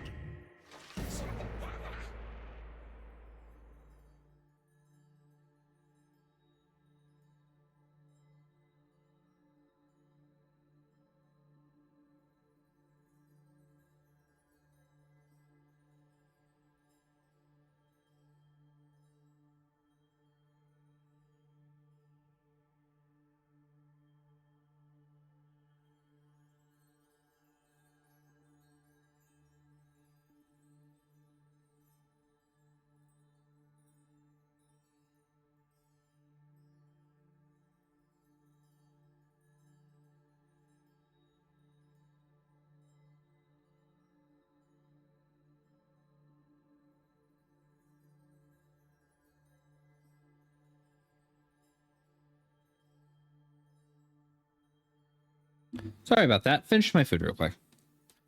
Curse you, Gilman. You were fool to abandon us. Now you only twist the dagger in our backs. You do not seem to understand, Sir Deluge. This knight no longer beholden to the likes of you. This knight is bound only to the path towards enlightenment. Your words ring false. You are unfit to lead. Shut up. You know exactly what you are, Gilman. You call this knight a craven, yet your courage is a mere facade. Everyone knows this knight shall see to it. My ass. Sir Gilman does not respond, although you sense the words Deluge got to him. Always is there greater knowledge to be gained.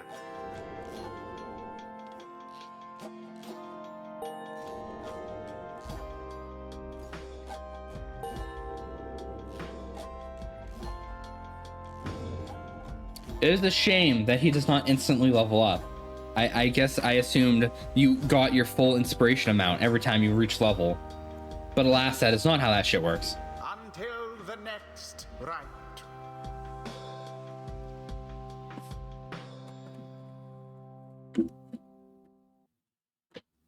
That or there's, I guess there's a cap as to how much they can earn.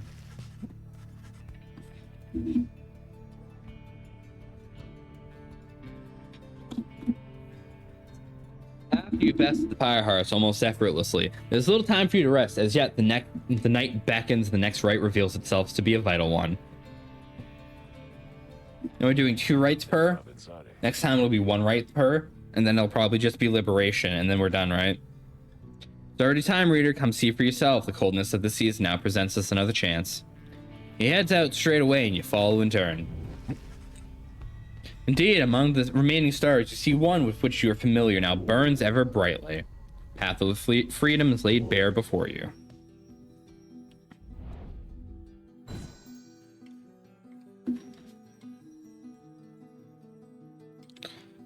Yeah, I'm gonna go fight Gnarls Barkley over there. Barker, whatever.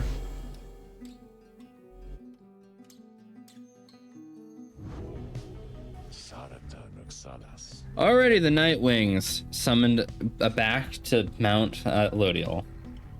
I'm fixing my keyboard real quick because I moved everything to eat. That's reassembled. We're good. Picture the right says wheel broken from Black Wagon. It is turning uncontrollably, and we shall soon reach a sudden stop. We should have several chances left for someone to go free, either us or else our adversaries, but not both. That is what is at stake each time further complicated now. Must admit, knowing that we have so few opportunities remaining, those who we send back to the Commonwealth, should our plan somehow fail, is at 50%. They look back upon their exile with fondness. So returning to the Commonwealth is not inherently a mercy, I don't think. Moreover, there are those among us who count on to prevail in the rights. We need them on the Nightwings just as much as we need them in the Commonwealth. We cannot simply grow our numbers here given the circumstance, and though who stays, who goes, these choices affect us all. Oh, no pressure there, my boy. Now, I don't know about you, but I shall go and take my leave for now. Let's set forth again at daybreak.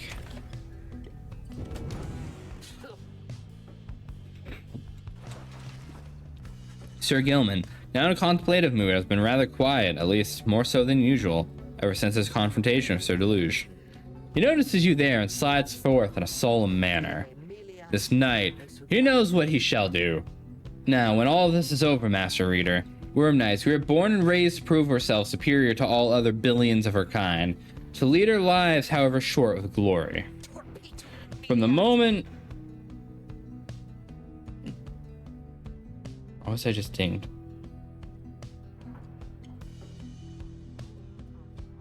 Whack? Okay. Anyway, from the moment we shove past our wormling brethren their egg sacs, to the very end, we are conditioned to excel, to prevail at all costs.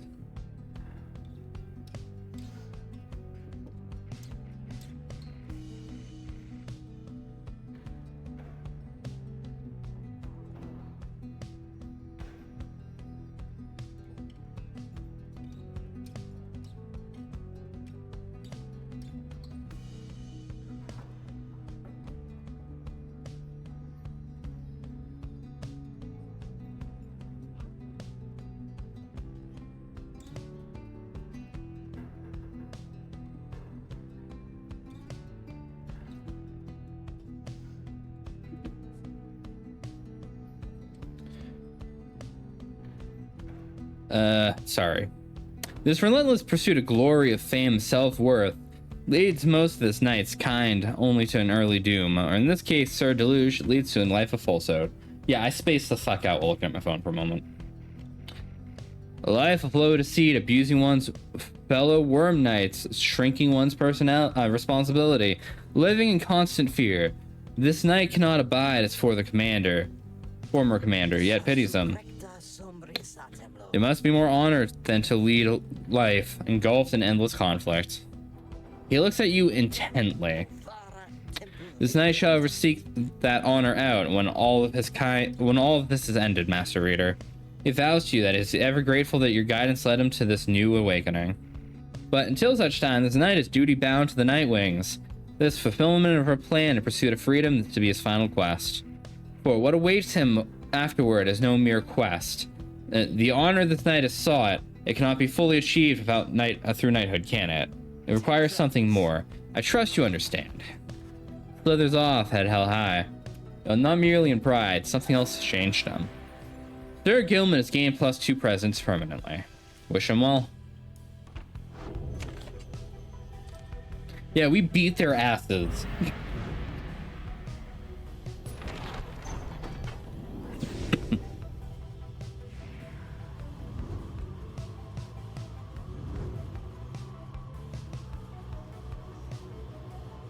Oh, right. Oh, there's an observation point. I got an achievement for it. The inverted fall solium roars into the sky. Somewhere beyond it lies the Commonwealth, beyond your vision, beyond your grasp. Alas, we cannot simply fly back up to our homeland. This wagon has its limitations, I'm afraid. But yet, we shall return yet. Let us continue now along the path. Oh, that's an observation point bouncing off the roof of the thing. Okay. Once more, we sail above the fall solium. The temple to the 8 scribes awaits us at the summit. None has seen this temple, save for those worthy to conduct the rites here and myself. My counterpart Celeste, you may then wonder whence it came. Cycles of the rites have turned since the beginning of this age. Over its course, whilst waiting these cycles turns, some exiles paid tribute to the 8 scribes. I think the scribes may not have wanted such extravagance for the carved effigies to them along the way, yet it is for the triumvirate to decide how to best honor the rites. They choose to honor them as you see there. How you remember this, of course, whether you even wish to do so, is yours to decide. Scribes would not want otherwise.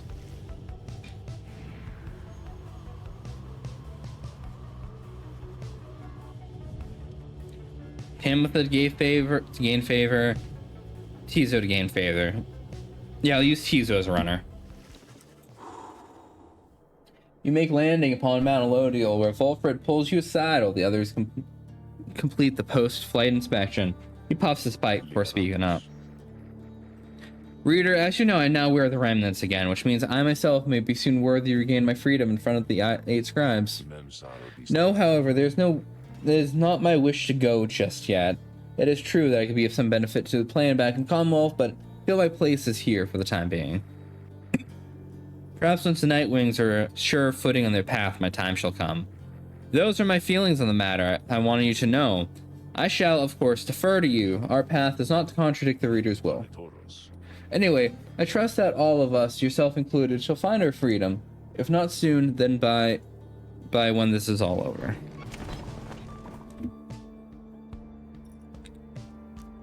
Seek the harp scribe's favor.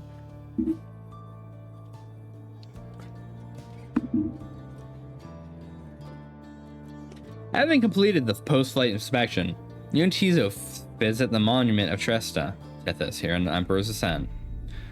Please tell great-grandfather I said hello, old friend. Hope you're all right among the stars. You must know why the stars are fading out, because of none of us do. Some of us, I think, are beginning to feel afraid. Please grant us courage to press on. Soon he has finished paying his respects. What? You return to the wagon in silence, feeling as though Tethys has shown you favor. You shall soon ascend the mountain, though there is now time to pursue your vocation. +1 quickness, nice. You know who I'm gonna give shit to? Let's get you to level 3. You asked Volfred to explain to you his own words and histories of the 8 scribes, yep. He has enlightened himself. The rites demand we act as one mind, perfect unison and harmony. Free of any doubt, I've grown more accustomed to being part of the Nightwings of today. Pog.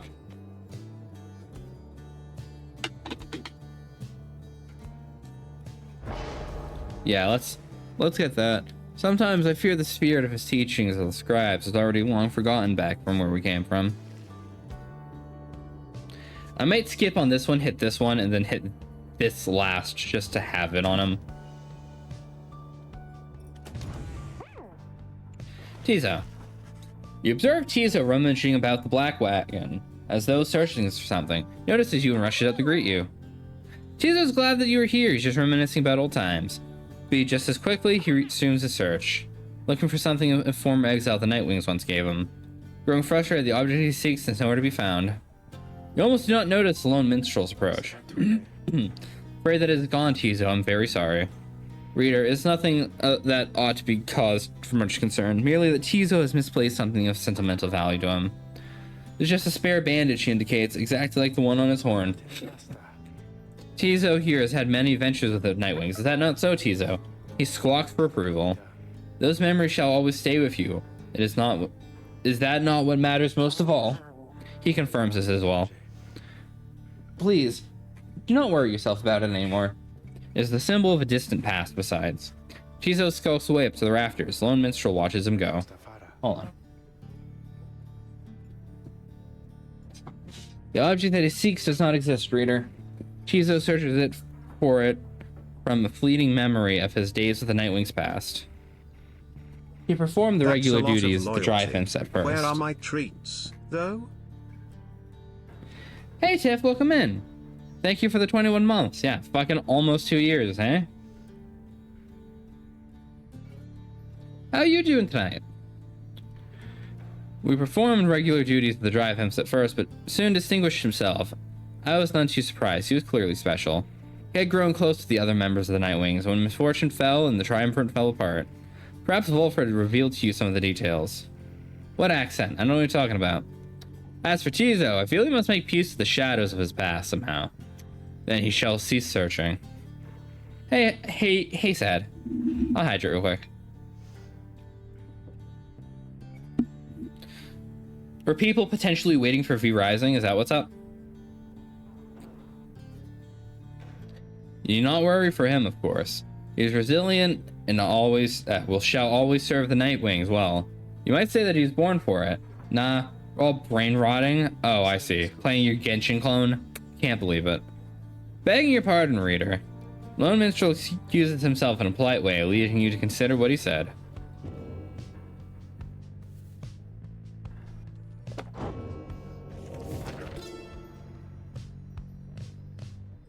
I don't want to read this right now. You're just doing some work? I was just asking because I haven't seen anybody poke up in that chat yet to say anything. So I didn't know if we wanted to play tonight or if we're going to take a break tonight, maybe come back tomorrow. Got some storms that might clip the city? Oh, alright. then you might be busy tonight anyway.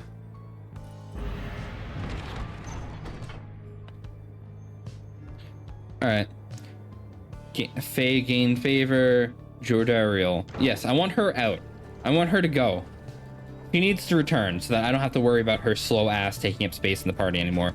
I mean, she deserves to go back and all, but holy fuck is she a nightmare to play with now that they're starting to ramp up their damage.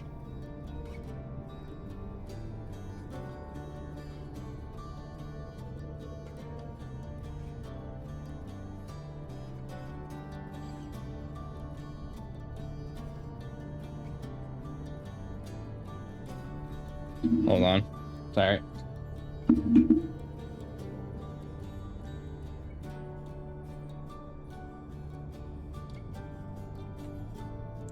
Yeah. Give me comfy. Onward to the mountaintop, you pass by the monument to Lou What's-His-Face, and Jodariel happens to take notice. The scribes are quite predictable. The others were naive to think that our opportunities for freedom were indefinite. So, now we have to make the most of every chance, is that not so? I fail to see how that is of any different than before. Storms turn more east and they are more likely to miss you. Oh, okay. Then I guess you won't be busy tonight. Maybe people will want to do Vampire Survivors, V Rising, that one. You are prepared to prepare to continue your ascent. You sense that Lou themselves has shown her favor. Jodariel gains +2 presence for next rite. Nice.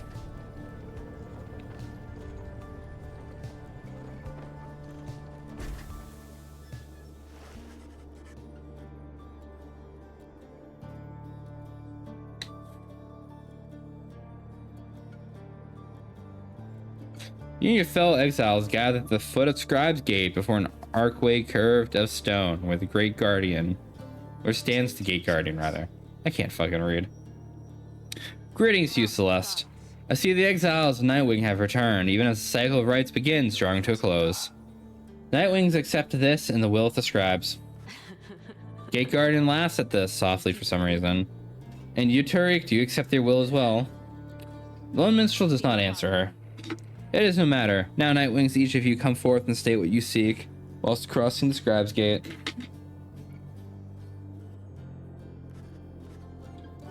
One by one, the Nightwings declare themselves. You all pass as before. When Volford takes his turn, Celeste stops him. I see you wear the raiments once again. Explain. Cycle of the rites is ending. While I do not know exactly why, I have my fears. Of my contemporaries, he who fell from summit long ago, he lives and seeks his liberty again. He stands against us now and believes his triumvirate to be the true Nightwings. I remember well the contemporary whom you mean, the Nightwings stand divided, yes, and so I wear the raiments once again in case that it helps us right this wrong. For I, Volfred Sandalwood, will seek liberty for each of us so that one day we might stand shoulder to shoulder on the other side and bring freedom to the people there. She considers Volfred's words for a moment. I see, then move along. Guardian Scribe's Gate regards you all and then beckons you onward. The 8 scribes bid the Nightwings welcome, go forth with glory. Blessed? What is it, Tariq? The will of the scribes. Long have we both followed it, and I think you would agree, in equal measure, it has drawn us close as separated us. But their aim now is to keep us apart for another age or longer, then I do not accept their will. You blaspheme Tariq in the gate no less, and at the gate no less. But the Lone Minstrel simply puts his hat back on. Then may the scribes themselves admonish me until tomorrow night, Celeste.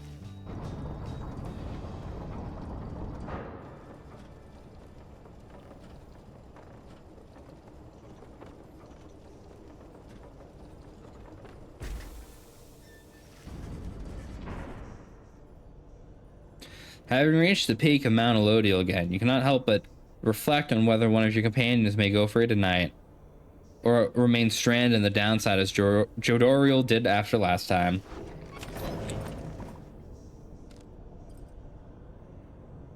I don't really care what he has to sell, honestly.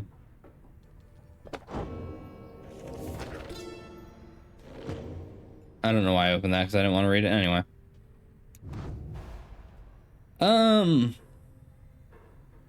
I could upgrade this.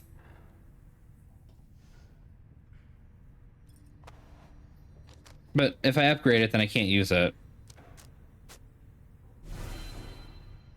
That's better. Volfred looks up upon your approach and smiles. I never thought that I would say such things, my boy. But it's good to wear the remnants and the rites once more. The march of time does have a way of healing certain hearts. Besides, the Nightwings of today, they're very different beasts than the Triumvirate which took me in almost decades ago. Ours is a Triumvirate of exactly 3, while 4 of Tizo, who proved an exception. Though, historically, the Nightwings never took on more exiles than needed. I have mentioned my predecessor, Brighton, my former companions, Ursa and Orlek. Perhaps naively, I'd hoped my time with them would not be relevant directly to what we now attempt. But, seeing as their stories are now intertwined, do let me know if there's more you wish to learn of them.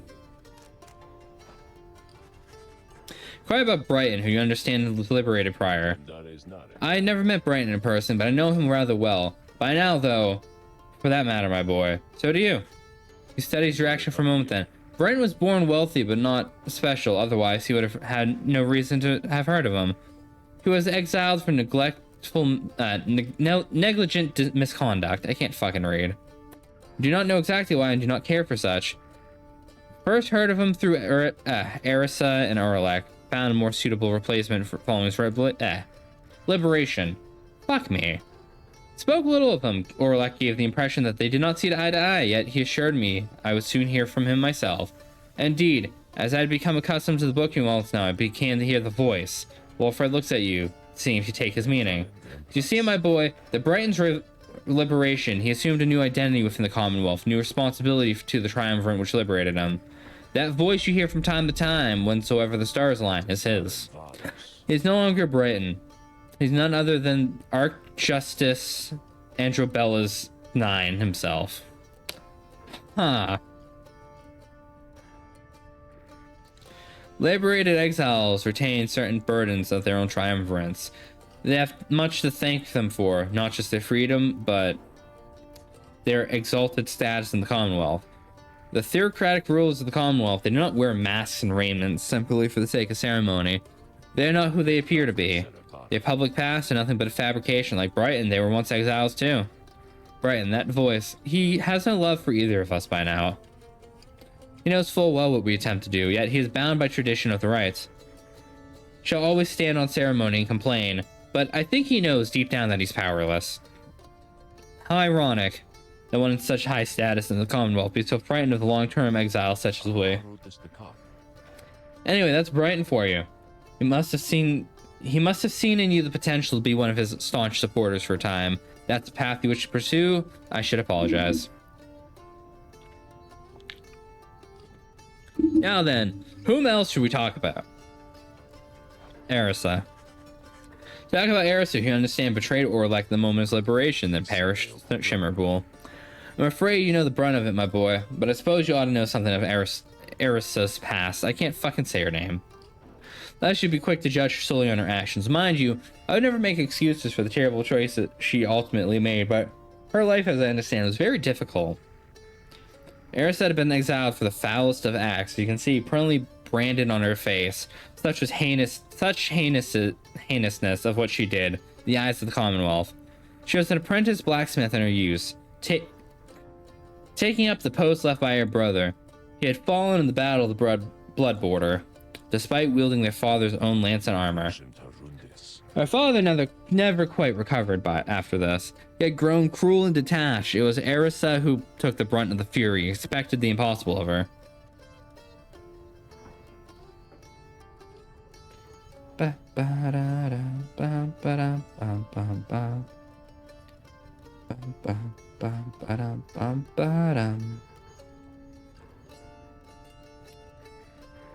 I did not read that. Fuck. I looked up from my phone real quick, and I fucking tapped the button. One day, it was all too much for her. When he lashed out at her, well, she struck back. She struck again and again and again. When they came for her father was gone. She was not herself. She was promptly cast into the downside for the crime, where her hatred for the Commonwealth only grew. Erisa was always intense in her demeanor, haunted by her father's memory. More than that, her chief motive wanting back her freedom was, in hindsight, not a healthy one. She longed to join her nation's enemies, to build the High Wing remnants a great siege engine that would shatter the defenses of the Commonwealth forever our fiend. Whatever. What she ultimately did to Orlek, it was a pure and thoughtless desperation. I do not think it was simply evil, nor do I think it was personal. I often wondered, though, if her final moments in the Shimmer Pool, she understood what she had done, and the depths to which she had fallen. For years, I admit, I had hated her, but now my only hope is that she found peace untenable during her relatively short life in the Downside and Commonwealth.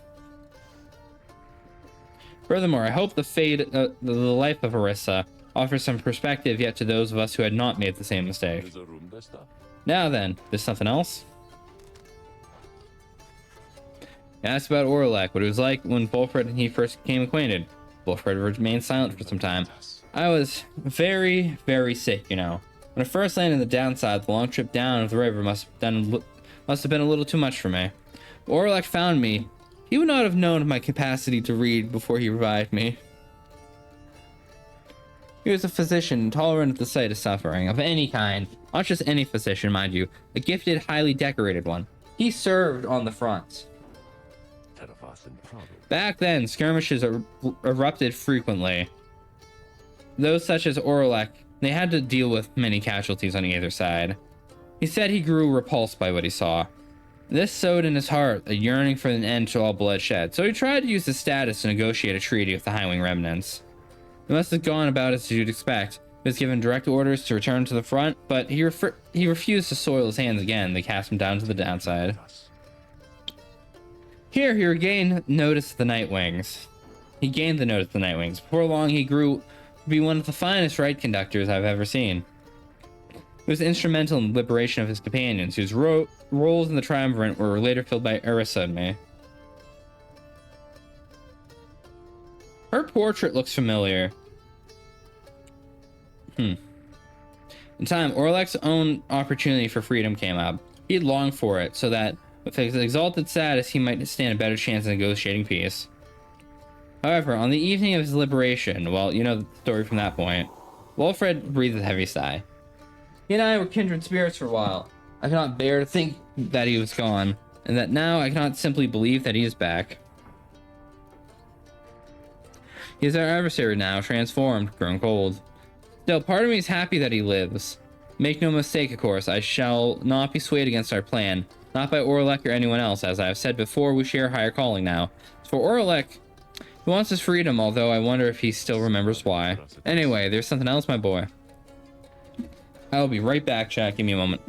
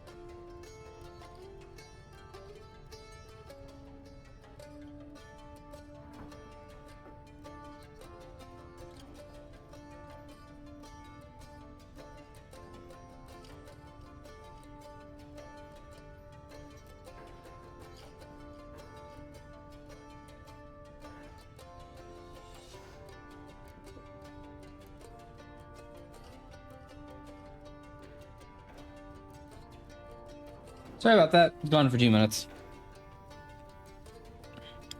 Yeah, bid him farewell. Bid Fulford a good afternoon and leave him with his memories. My pleasure, reader. Reflecting on the past from time to time helps demonstrate how far we've come. Yet, how much farther we may have to go.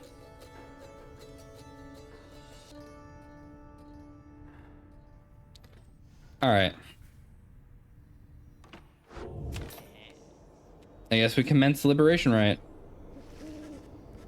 Once more, you've gained the fall of Solium, where one among you may go free, but first you have to prevail against the dissidents, then a liberation rite.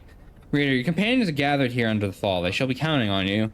Indeed, as the cycle of rites returns even faster, so too our plan is set in motion. My agents of the Commonwealth are beginning to cause a bit of stir out there, and word has reached high places the rites are ending. This is our chance, though let us not despair should victory elude us here. We'll make the most of whatever the scribes have left in store for us. That is to say, good luck, my boy. It is time.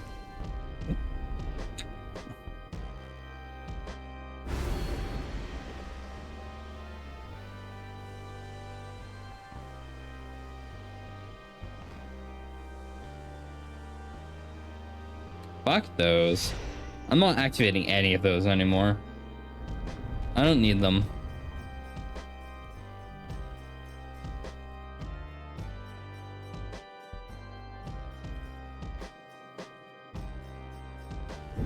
Once more, the Nightwings gain the summit of the sacred Mount Aladiel to conduct the liberation rite.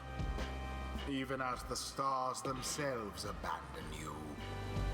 Make good upon these final opportunities, reader. This glorious age-old tradition coming to an end upon your watch. I trust the dissidents, your adversaries, shall not throw away this chance. Choose now who may go free, should they unfortunately fail. Pyres burn, each of the triumvirants is present and prepared. I concur, the pyres burn, each of the triumvirants is present and prepared.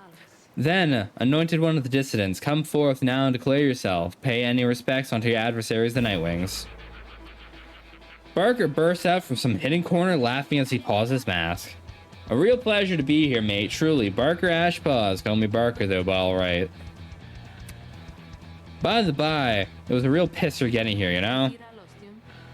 Beg your pardon, Barker Ashpaws. You thusly speak upon the summit of the sacred mountain. Oh, terribly sorry to offend you there, lassie. I thought we got the stars above there to make me forgot we got the stars above up there to make me watch my language. Although, that one thing straight, lassie. I don't give a bother for your sacred mountain, so you take it and you shove it. Me and my pack, we're here just for the laughs. You got that? The other side ain't any better than this one. We ain't interested in your freedom. But just the same, we're gonna get it. Take it from those wee little babies there to make it antsy for it. Hear that, you Nightwings? You better put up a fight here. I ain't gonna be happy, understand? Puts on his mask. Right, come on then. Let us hurry up and get this damn thing started.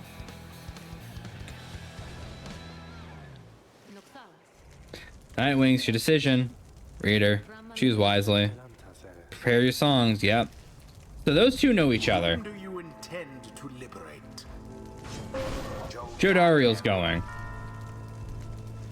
Who shall strive for her?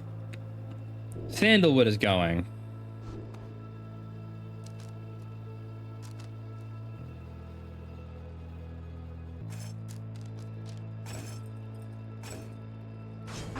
Volfred. Big auras are big. Mm-hmm.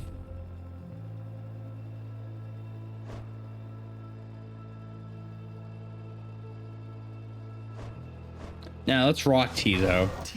I need a runner. He's determined to help Jodariel prevail this time. The choice is cast. Alright then, mates, no more waiting, no more holding back. Let's rip him to shreds. Let's go, let's go, let's go.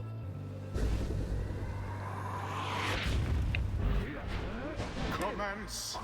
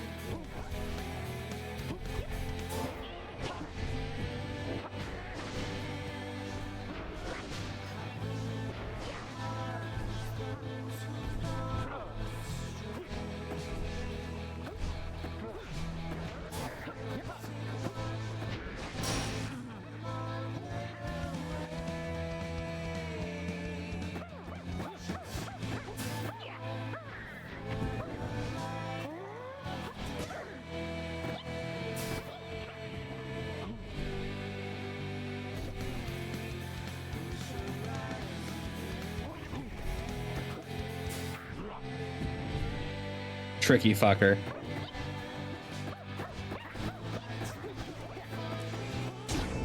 Got him.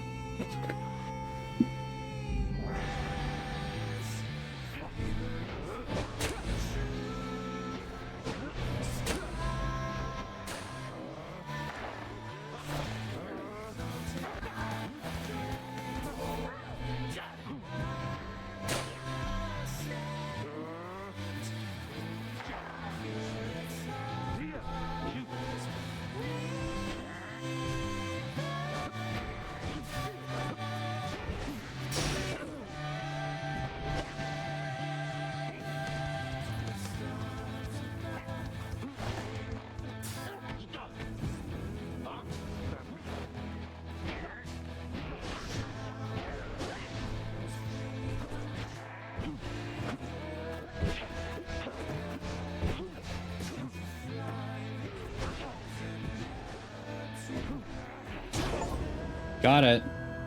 Finally hit the Pyre of Jodariel.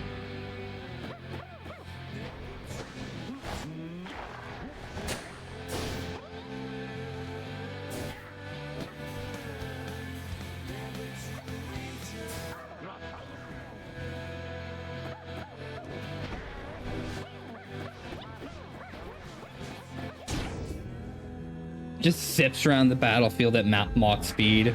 Fucking. Well, all right, mate. Something's gone funny with that orb, as I can tell. Better laugh it up while we can. Indeed, something strange has happened to the celestial orb. It shudders now as though it possessed of some chaotic power. Oh no. The disgraceful Barker Ashpaws is a constant blight upon the sanctity of these proceedings.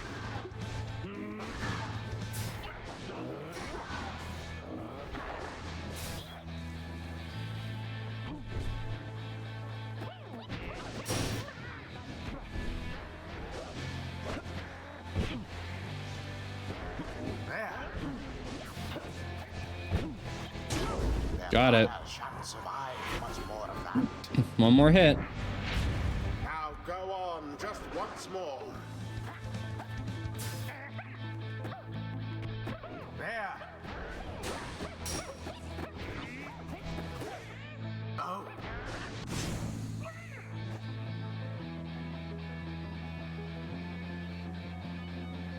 Sucks they took Sandalwood out like that, but whatever. Be gone.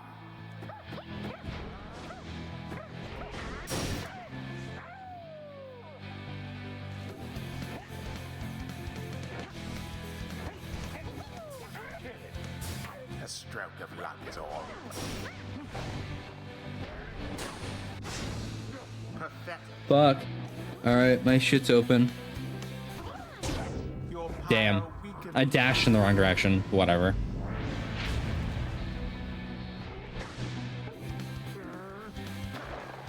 Somebody get the orb.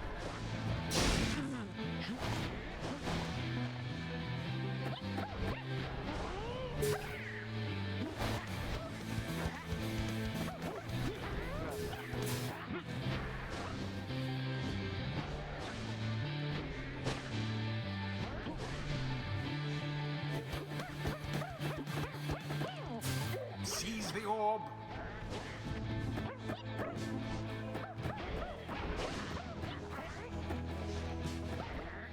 I'm stuck. That sucked.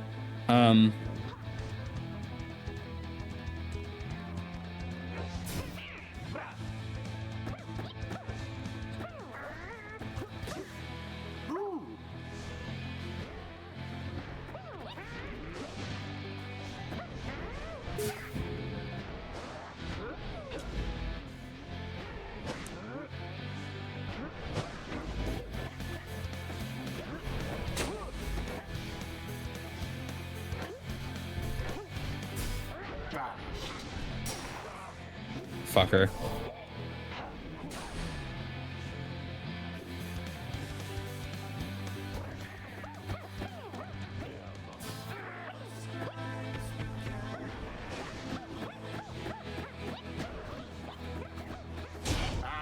Got it. Jodariel's out of here. Nightwings proved their worth.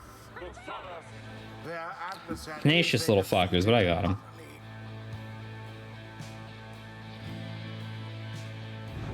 Thus ends the liberation rite. And thus the scribes have chosen the exile appointed by the Nightwings shall be free, absolved of all misdeeds, return to glory in the Commonwealth. Her adversary and all others shall remain to carry out their rightful sentences.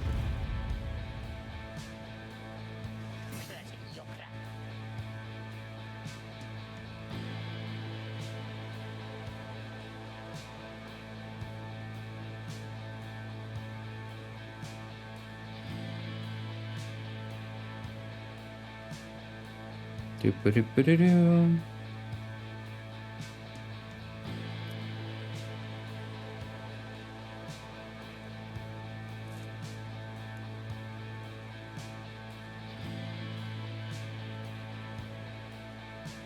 Okay. What a joke. Here I was thinking that we were gonna make him cry after all this. Come on, mates. I've had it right up. I've had it with this stuck-up place. Get out of here already, eh?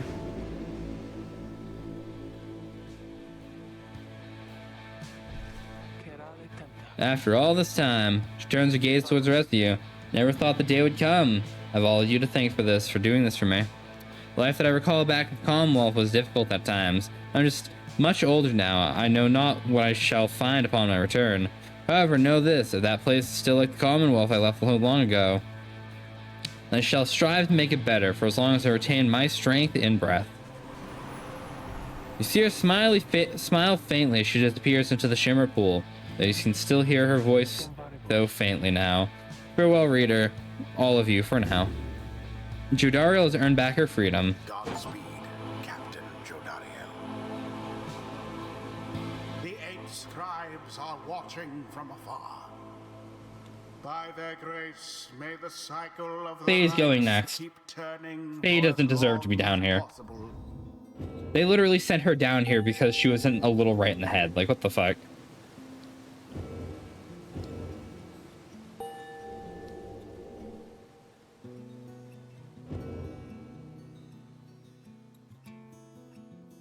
Until the turning of the stars, farewell. Yeah, I'm starting to understand how Sandalwood works, though. His shit is kind of really good. It is like a mobile barrier, and if you line up with it, the opponent just cannot get between you. You prevailed in liberation against the dissidents. Already does the Black Wagon feel more quiet than usual without Jodariel, who returned to the Commonwealth.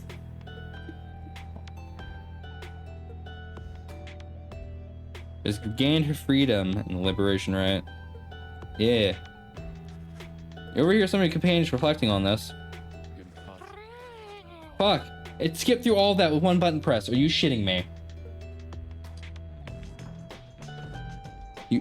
I wonder if I have like weird input lag or doubling of input or something, because that was stupid.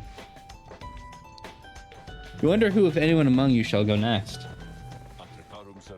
Yeah, but such few liberation rights remaining. Exactly how many, I do not wish to speculate about as of yet.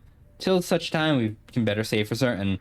Under no circumstance would I suggest this ideal. However, it is opportunity enough that our plan, 58% success, 8% from just Jodariel, and it'll tick over again, so may yet succeed. Although, all these setbacks, I fear, Volfred trails off false silence. Some of the others exchange looks as they're beginning to understand. The right's ending soon. Everything which Volfred had sought, both on his own and for many years, and now with all of you, may have been in vain. The hush spreads among to the others, but not to you. You proceed to do something that none of them expect. You raise your voice. Each of your fellow exiles turn to you, the expression asking you a question with no easy answer. What are we going to do? As you meet Faye's gaze, the words for the occasion begin to crystallize in your mind. You're searching the right words as your exiles are looking at you now. Tell them you stood together throughout this quest and are now poised to seize glorious opportunity. Tell them you're not going to mince words with anyone here. By now, each of them knows each other well. As that we grave disservice to the group.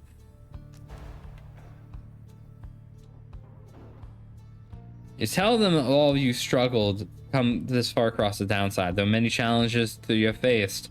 Only to, yeah. It's clear now that not all of you are going to return. Surely this has weighed heavily on everyone. But something far more vital is at stake. Your imminent conclusion of the rites is a sign. It is a sign that the world is changing.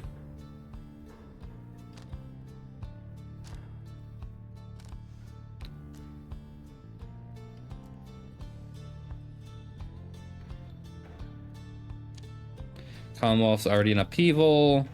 Something more is vital is at stake.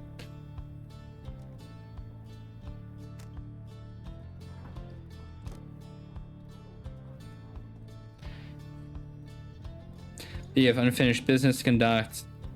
Its troubles are only beginning. You have to resist the forces that would crush you.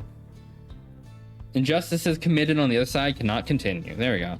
Now it's time to fight forces that oppose you for your own sake. For those that don't balance opportunity to live with purpose. All stand poised to ensure the world behind you leave behind for your loved ones, for your own sake, for your people, for each other. Is a world worth living in? World worthy of homecoming. Nah. If you can believe any of this, then believe above all in each other. Believe that the plan may yet be achieved. After a brief reflection period, you share your last sentiment in the group. Let us stand together now as always. Mere distance cannot separate our spirits. The stars have not vanished, have joined us. Though you remain together with your thoughts, no one speaks for time. And then, as you struggle to describe, O Master Reader, it has been glorious indeed. Whether you shall lead this night shall follow without stopping once to even to think. You see them too then, mister. The scribes among the stars now, they're watching over us. Truly believe your commonwealth can change its ways, reader darling. I suppose I may yet come to believe it too. Thou wouldst dare us to change this ancient world, O reading one. And yet, thy words are tinged with certain truths. Scree-haw, motherfucker. Tizo vows to stand with you, no matter where the quest shall lead. May long the stars remain a light for you, reader, sir. All the while, Volfred remains watching you intently. Then his expression softens and he smiles. You are right, of course, my boy. We are the Nightwings, precisely as you said. Stars have not vanished, they have joined us. Let us end, reader, to the end of our quest, the dawn of a new age for all of our kin. For everyone, for the Nightwings. Everyone responds in kind. They stand with you no matter what. They await the outcome of your vision of the stars, which burn with a renewed fury because now the rites beckon. Nightwings gain +1 hope permanently. I think if I performed better, I could have gotten +2 or +3, but whatever. Stars above now burn with what appears desperate fury, many more of them than usual. Path is yours to choose among them. Oh, we're instantly going to the next one. There is no downtime. Oh no.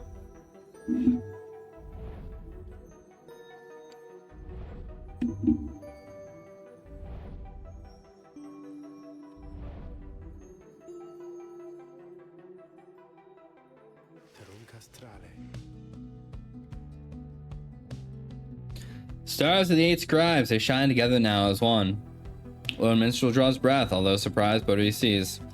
Backs away and averts his eyes. This is another sign the rites are soon to cease. For chances yet remain to confront the adversaries you have met during your journey.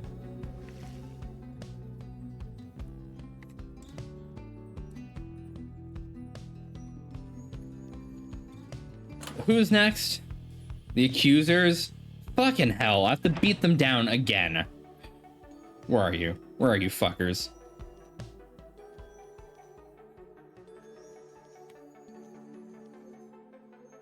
They are not anywhere to be seen. You know what I'm gonna do? I'm gonna challenge the fate. I'm gonna put all of the Titan stars on.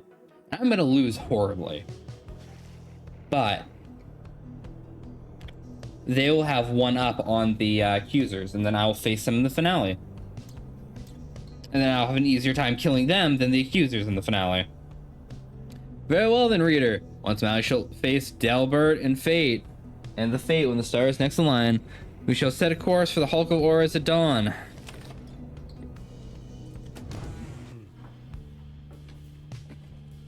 Minstrel wants to speak to me. After liberation, Jodariel, you find the lone minstrel back in the wagon, looking as though no such thing had just occurred this night. But you see him tilt his head as you approach.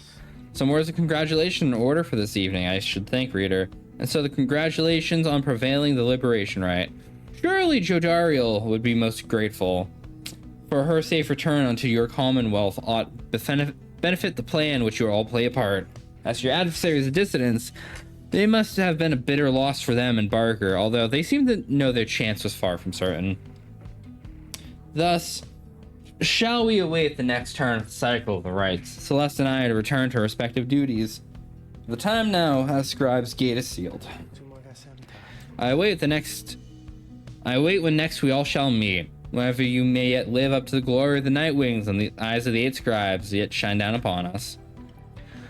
He trails off and nods to you in a cordial manner. He bids you good rest for the rest of the evening. I can't read. Fuck me, alright. Continue your journey. There's no time to return, Moonlight Alcove, as before. The stars already urged you on. Everyone's to make haste for the Hulk of Auras.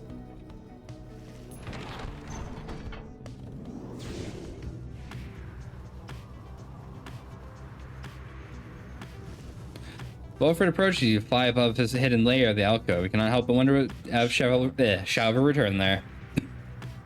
Our dear alcove, I've asked my agents to break down the place. It shall soon be gone. If it isn't already, we shall not be returning. We've not the time to do so anyway. With Orlek back among the living now and no longer fond of me, I dare not think what he would do with it. Fortunately, hiding places are little value once they're found. Once all of this is over, those of us who do not manage to return shall have to find another place to live and try to live at least.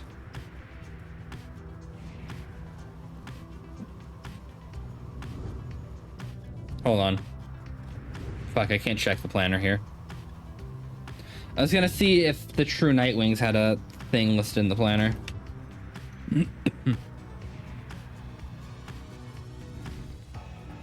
Minstrel indicates there may be rare fish. That's present to your adversary.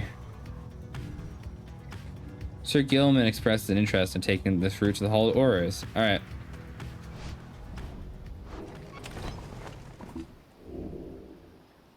Locate the missing drive imps. Your intentions to explore the miserable depths of the ragged rock were dashed when, upon your arrival, several of the wagon's strong-willed drive imps escaped. Fortunately, their disposition towards mischief proves predictable enough, and soon all the imps are getting accounted for. However, Sir Gilman also has a nasty bite to show for it. So shameful that this knight was let down his guard again. Dressed the minor wound, which ought to heal soon, but the incident took much of your remaining time this day and left both you and Sir Gilman awaiting its merciful conclusion. Sir Gilman lost -2 quickness. Well, that sucks ass. Sir Gilman's training intently when you approach. Master Reader! This knight is so engulfed in memories of the Sea Dominion he failed to detect your stealthily advance on his position. Splendidly done, this knight would have been vanquished by you easily. This knight is fortunate to have you as an ally rather than a mortal foe. His kind routinely clambers from the depths of the Sea Dominion to seek greater glory. Why do we always return to the Hulk of Auras? Like, I'm always coming back here. I just realized that, like, immediately after every liberation rite, I head here.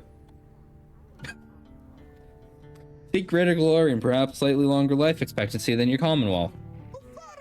Such an honor it would be to assign the rank of knight.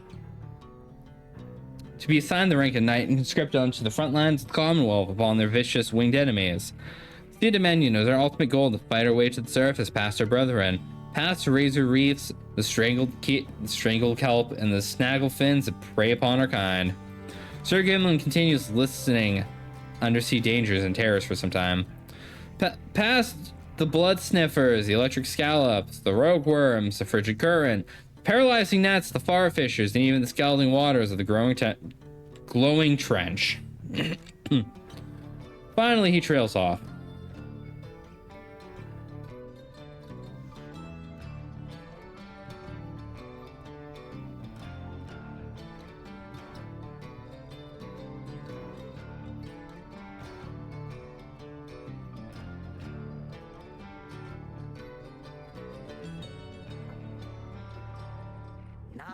Yeah, even despite the myriad challenges of living in the Sea Dominion, it is each would-be Worm Knight's duty to abandon that place at his or hers soonest convenience. How humorous it was to learn that life within your Commonwealth had quite a bit in common with the existence undersea. 'Twas not all pomp and glory as the stories told. Perhaps it is our lot as Worm Knights to bring strife with us, wherever we should go, for even here, it seems, our kind pitted both against our brethren and all others. He remained silent for a while, and then, oh well. Fortunate enough this knight is found within this place, fine company as yours. It is the most different change of pace, so strive towards a common purpose rather than strive constantly to outperform each other's towards one own self-gain. Although, to the extent we are competing still, this knight shall ever strive to take the lead. And make no mistake about it, Master Reader. This knight was born to be the best, just like all the billions like him. Now, he is off to steal himself. Pardon me, Mr. Reader. Scoots off somewhere to continue his self-made training regimens.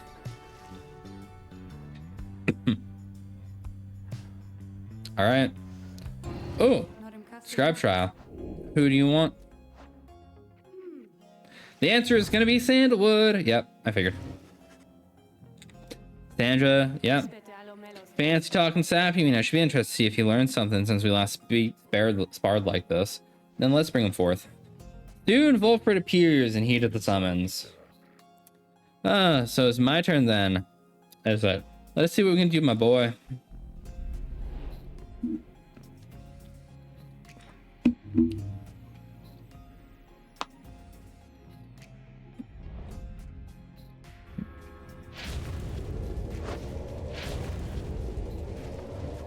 The apparition Sandra appears and fastens her mask. Listen well, sap, you answer to me here. As you will, O Sandra the Unseeing. Proper as ever then, though. I wonder if you have the wherewithal that you project. Show me then that you can do without the benefit of those whom you would lead. And let us see if you and your lovely reader have reached a thorough understanding as of yet. So, dunking with Sandalwood's gonna be an issue.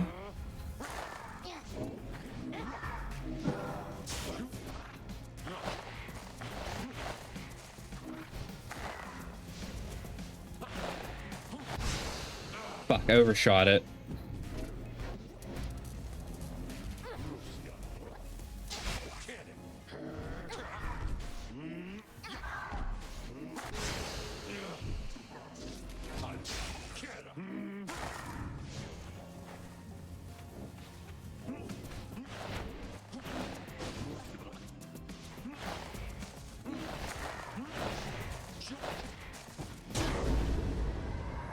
I guess his only thing is when he's approaching, he can throw up his shield for his stamina and just walk in.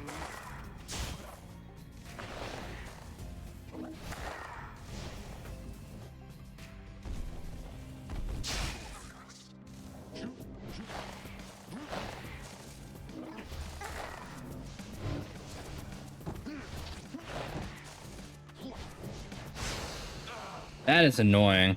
He can't move while his shield is up.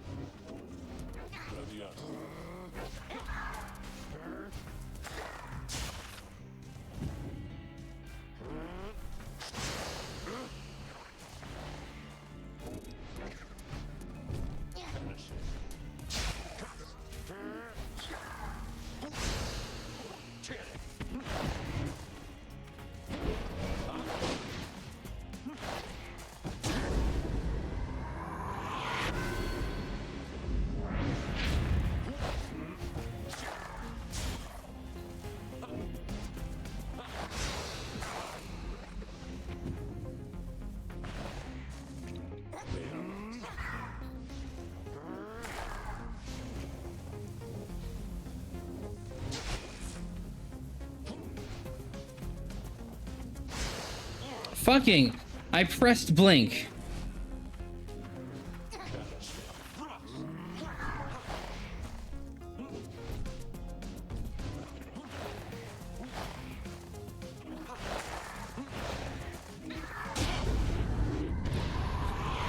that it? Am I done?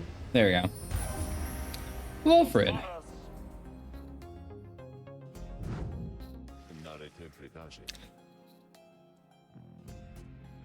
I'm grateful for the privilege of your time, good Sandra. Flattery shall never get you anywhere with me, Sap. Nonetheless, your performance was sufficient. You passed my test. Thus, congratulations are in order to you and to your lovely reader. Now, farewell.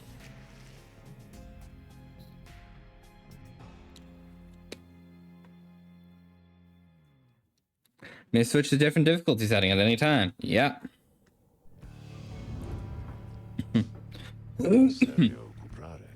Not seen that Sandra in some time. She's not changed a bit. But it seemed that she left something for us, did she? Lou's bow. Wolfred's blank transports him farther than usual. If I max this out, Wolfred can just cross the map, right? Hold on. Hold on.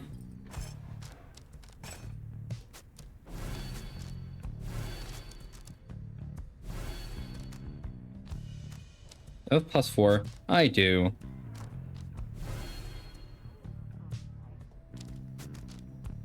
Okay, I cannot upgrade it further. That's fine. He now has the staff.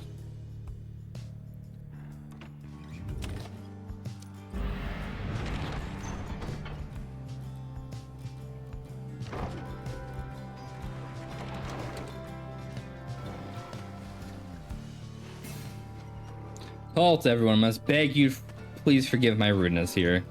Black Wagon is shuddered to a stop en route to the Hulk of Oars. There is commotion as the lone minstrel motions for everyone to be still. Someone is here along our path ahead. Points in the distance. However, scan the horizon, everything is still. You see no sign of whoever they are referring to. Still, he indicates caution. Strange. Do not believe I was mistaken. Tense moment passes, then another. Lone minstrel senses our guest. He is there. You look towards where he signals, then at last you see sign of concern. Knows no mistaking who it is. Orlek stands there, near motionless, atop some forgotten rock jutting from the murky waters in the distance. Stands directly in the path of your black wagon.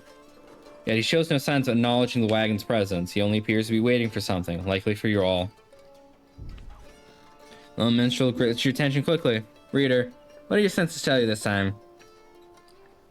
Orlek may have come with ill intent. Turn back.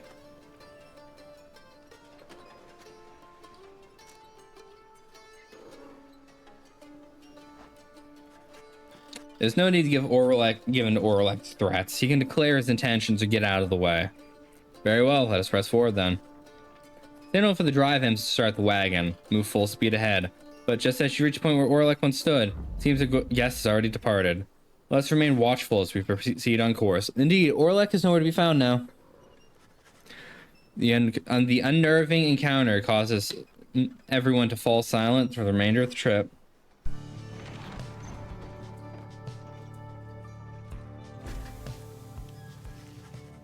Wagon finally arrives to the Hulk of Oars. There's no sign of Orlek or your next adversaries.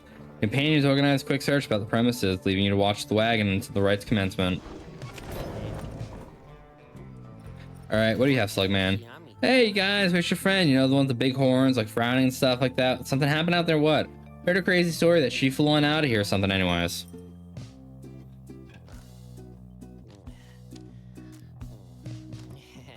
Permanently gives +1 hope? Sure.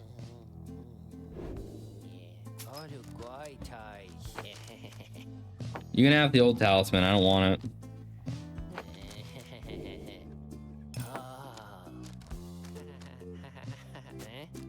I'll take the Stardust.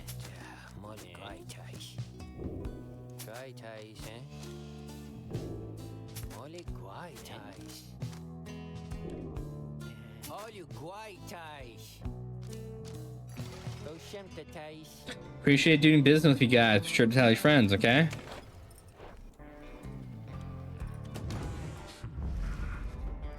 Something's wrong. Something's here with you alone. Yeah, I see him all right.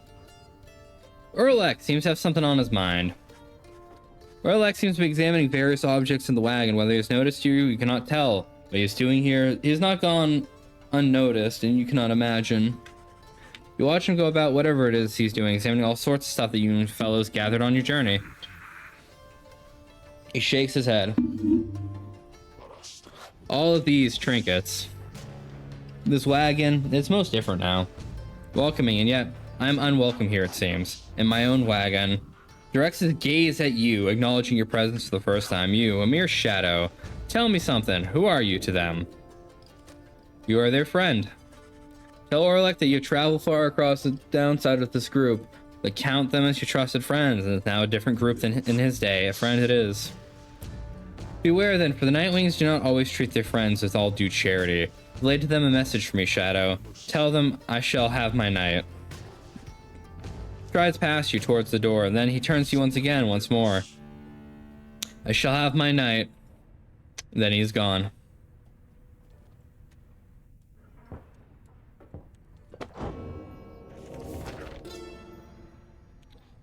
Downside travels? Huh. Yeah, I don't feel like reading. Several of your companions return as you exit the wagon. You explain what happened. However, none of them saw Orlek. Most concerning, reader, I'm thankful that you are well. Orlek, he was always a peaceful individual, and yet his disposition is much more different now. Perhaps you had the best to inspect the wagon for any signs of tampering in light of these events. You and the others conducted an exhaustive search in and about the wagon for any signs of missing objects to be tampered with, as well as signs of damage or foul play. Search yields nothing. No one finds any sign that anything was moved or tampered with. Even the dry imps seem calm. The incident leaves you questioning your own recollection of what happened. You try to clear your mind, and the rites are now soon to commence. Yeah. Sky darkens over the hall at Oregs. You see our adversary clad in the colors of the Fate step forward. Where is Faye? She arrives on cue. Oh, hi, Elmer. Hello. Father asked me to salute you in the Nightwing, so here I am then. Hold on, I'm fixing my hair.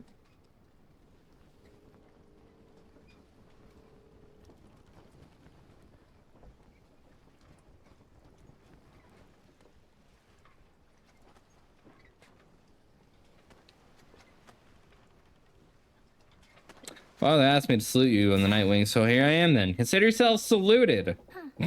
Nerd. Oh, okay. May the scribes watch over you, Mr. Oldheart. They shall do no such thing. Know that I am only doing this to ease Father's worries. Such as I can. But when night falls, you are my adversaries and nothing more.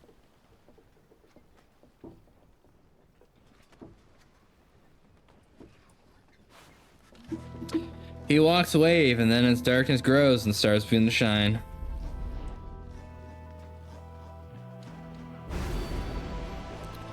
Doop, boop, boop, boop. Boop, boop, boop, boop, boop, boop, boop, boop. If I win this, everyone involved gets a massive amount of XP. If I lose this, I face them in the finale. It's win-win for me. The infamous Raider returns, along with his remaining retinue of miscreants. You managed recently to rid yourself of yet another one. Your adversaries, the Fate. As with you, they must be very desperate for their freedom. They shall not make it any easier from here.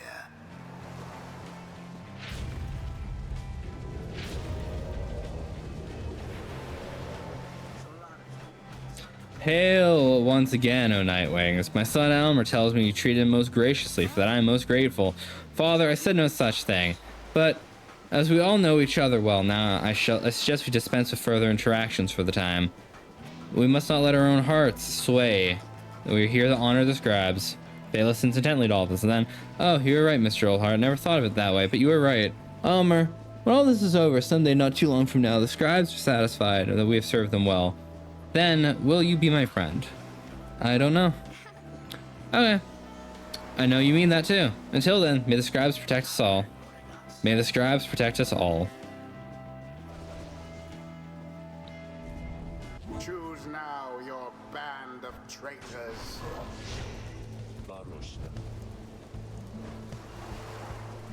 No, I want somebody on that side with an aura. fine.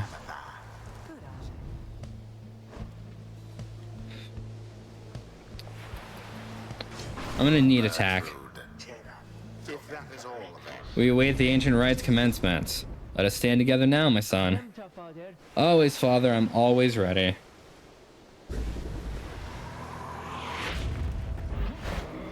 Now begin. Banished each in turn.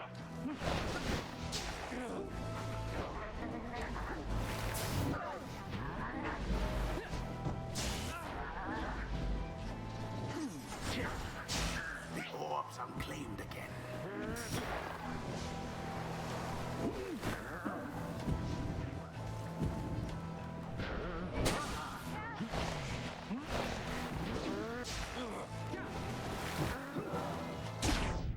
What? I was there to catch it. Fuck you. Praise Jomer many man in the scribes who spur us for such deeds of glory. Yeah.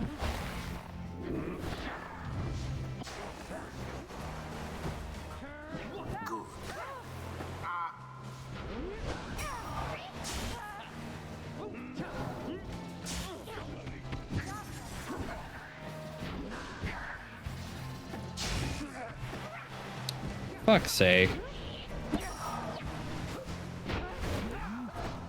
Oh.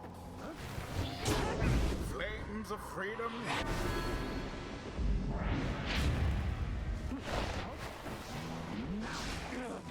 Fuck.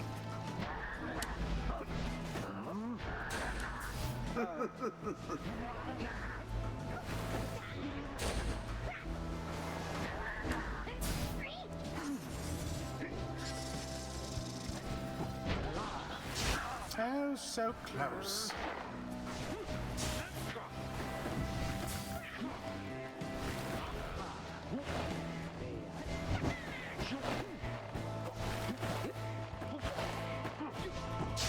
Fall for Fuck. naught. Yeah, no, I can't dunk with him.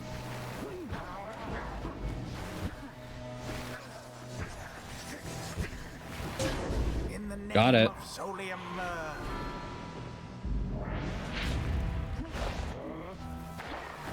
Talbot banished.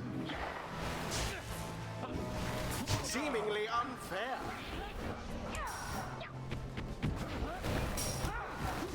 Oof. All right.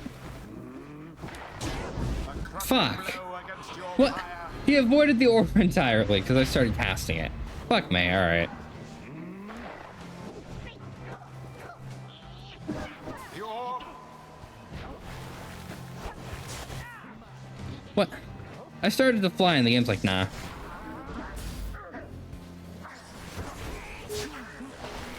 You fucker. All right. Close call there, no?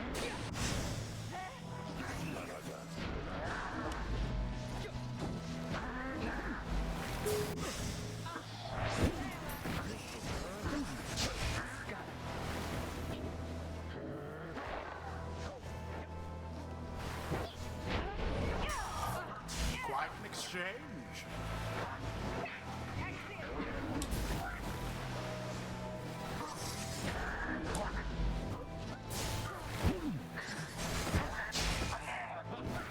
My word. Begone, Bulfred.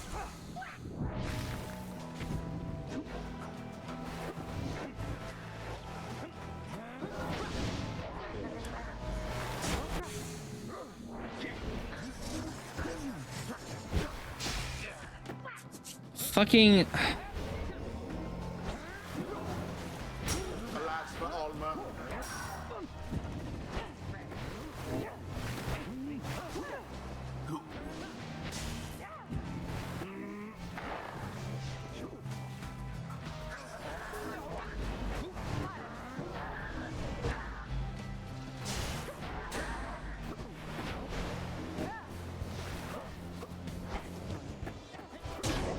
There we go.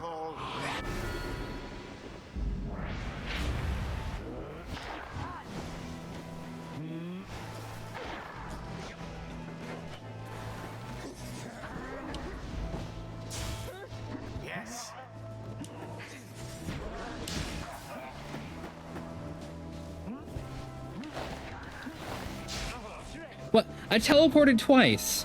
Ugh. Did that Ugh, you motherfucker.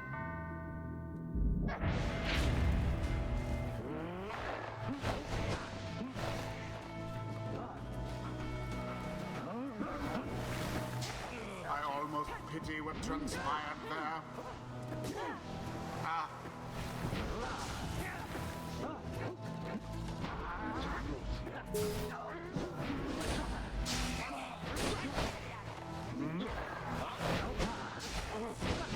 Yes. Oh. It is bullshit that they will purposely do shit like throw it in from across the arena. You fucking dick. There goes the harp. Quite foul. Yeah, and now they've zoned me out. What the fuck? Can you not, please?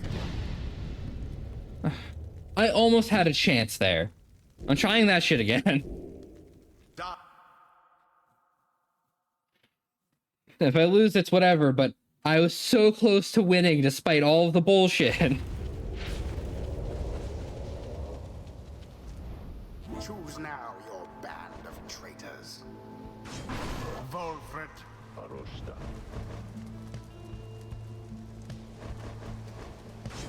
Ametha. Tizo. Predictably decided.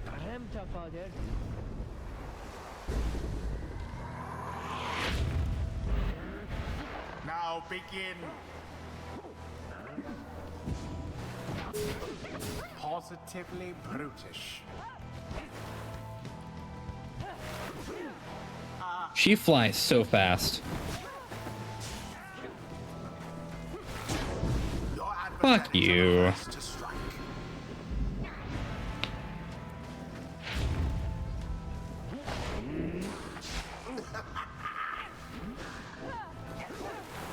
They move so fast to intercept you while flying.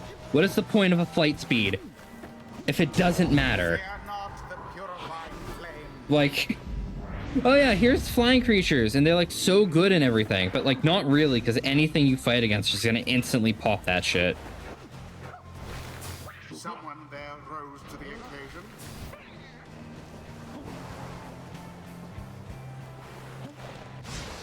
I teleported! What the fuck?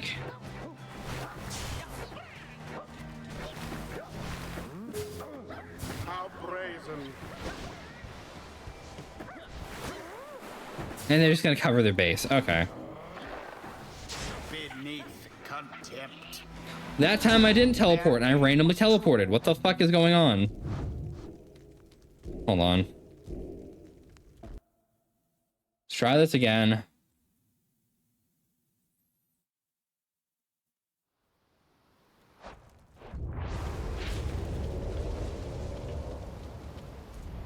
Choose quickly your triumvirate. Volfred. Ametha. Bertrude. Fine.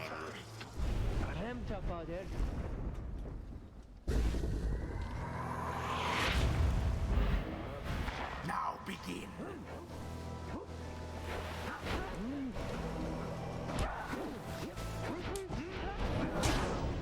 What? Inauspicious start. They can just do that? Fucking hell. Alright.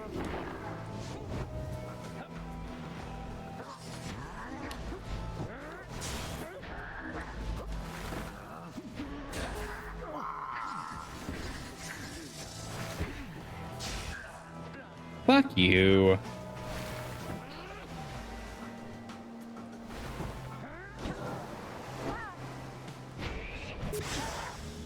What? Okay. That was bullshit.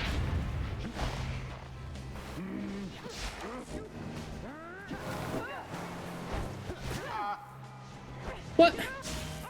I was unable to act at all during that slow-mo, and yet you still had perfect reaction time. Fuck you.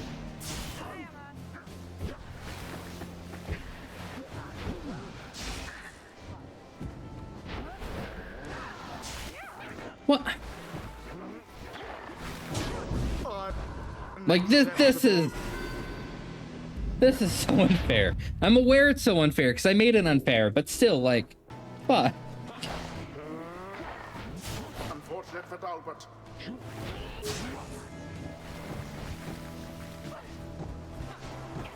It was a crushing blow against their Pyre.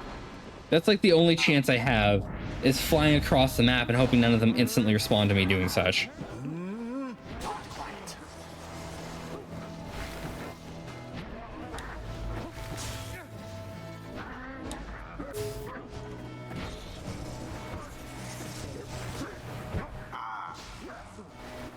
That is so bullshit.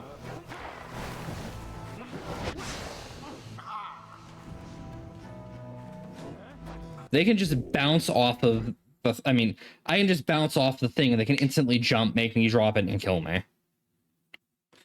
I'm gonna give this another try or two before giving in.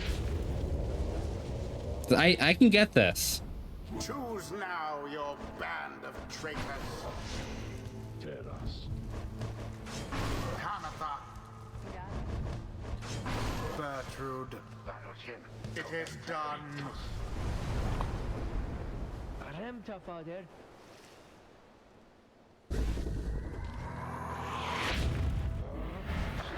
Now begin. Now take it.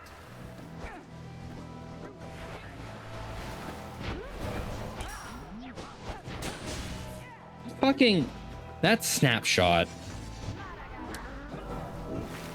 I thought they had you there. I don't know how the hell he ended up over there.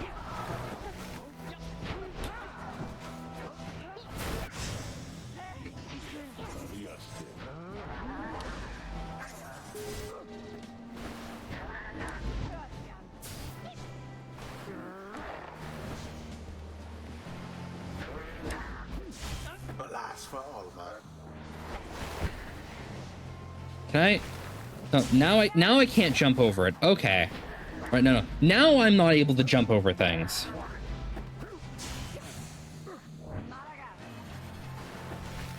Now to the flame. Okay. All What? three Nightwings. You were on an aura. I love it when the rules don't apply to anyone.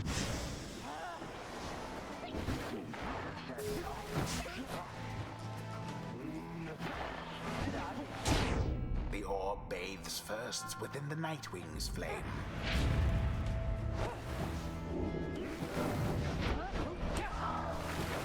They're like instantly sending the ball, using their auras to kill shit. It's a fucking nightmare. What? What the fuck was that?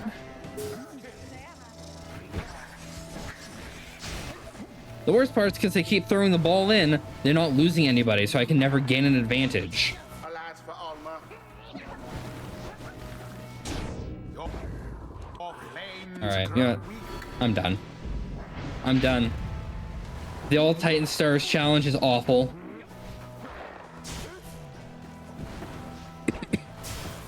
Such chaos.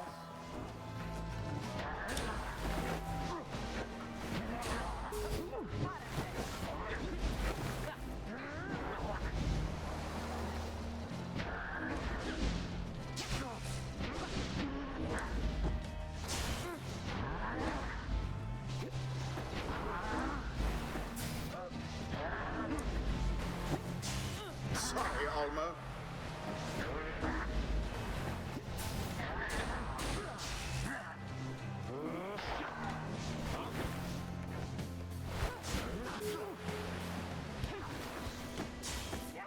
He just darts over instantly.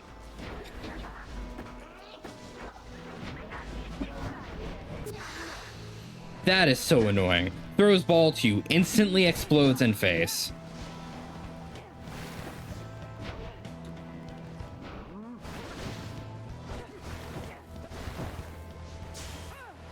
orbs unclaimed again. Okay. What the fuck? How did that make sense? How did any of that play out well? Dalbert dispatched with ease. What the fuck? Well, this game is doing some fucked up shit. It's just like, oh yeah, by the way, you know, I can stand in auras now. Teleporting halfway across the battlefield means nothing, apparently.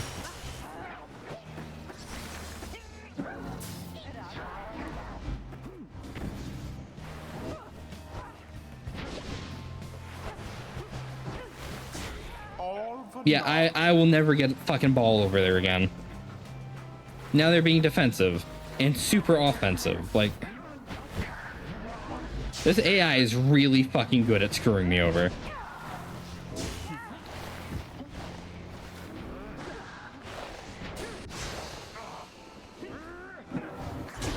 A decisive blow.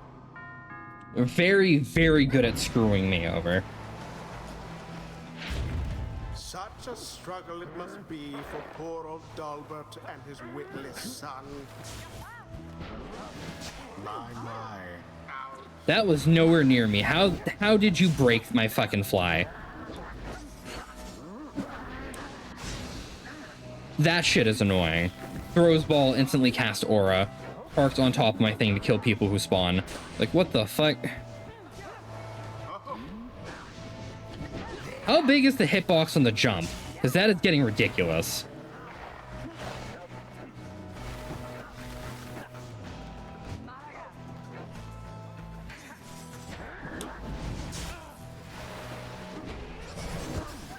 Quite an exchange. Can I just... I haven't gotten a single ball over to their side this entire time. My first run, almost perfect. I needed 2 more dunks. That one, miserable. That was awful. Is complete.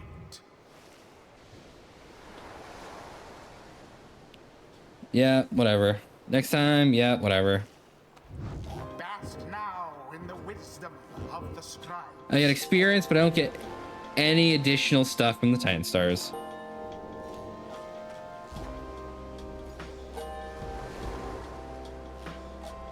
Figures, right?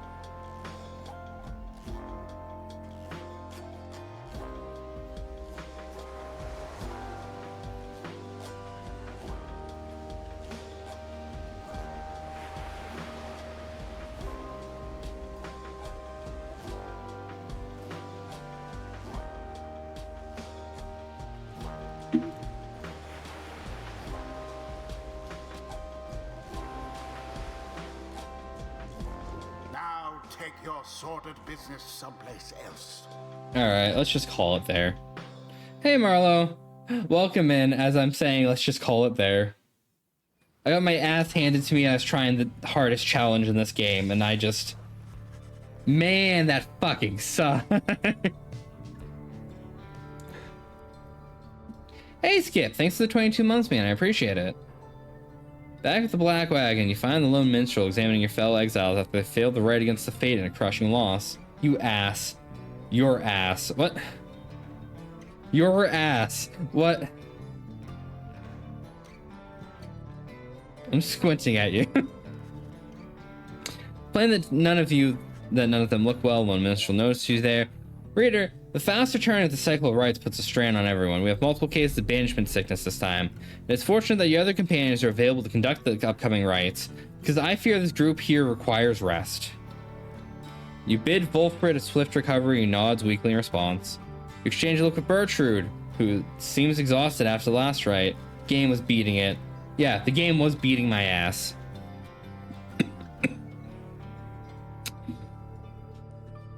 So I turned on all the optional difficulty shit, and I did really well. And then the AI turned up to like 20 and just absolutely started ripping shit. They kept pulling out crazy combos and refusing to allow me to have any units when I needed them. or they just instantly intercept the ball. It is such a pain in the ass. Pamela, it's clear she wishes to be left alone right now. You leave the lone minstrel to look after them. Turn your attention towards the stars that remain shining dark outside. Stars shine for you, yeah. Yeah, so that defeat sucks. It sucked immensely.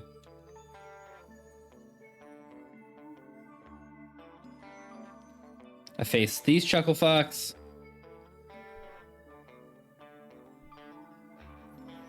Or those chuckle fucks.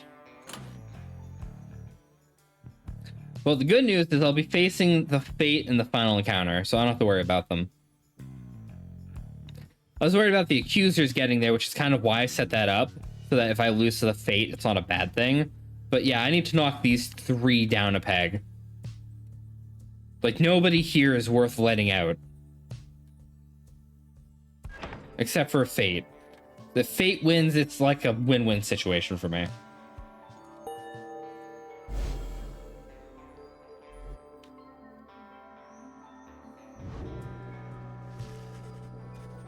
Yeah, it looks like they all will be calling it. Not a lot of people really popped up to say they want to play Vampire V Rising tonight.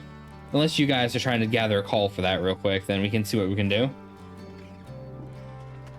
But I'm done with this for right now.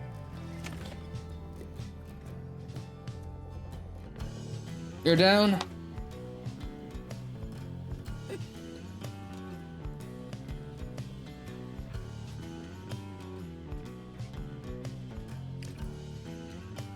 I'll put a thing out. Otherwise, it looks like people are doing plans to catch people up on Monday, so that wouldn't be a bad time to do things.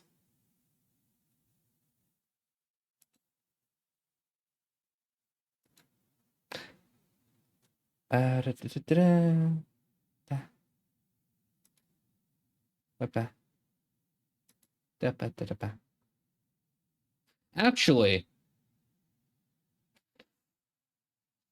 fuck. No, I should do my calm first. Right. I had some assets that were ready like a week ago that I wasn't told about. And now I'm aware that I should do them. So I should go do that and get my work done. If people gather for V-Rise and somebody else wants to stream, that's fine. But I should close my shit down here and start getting ready.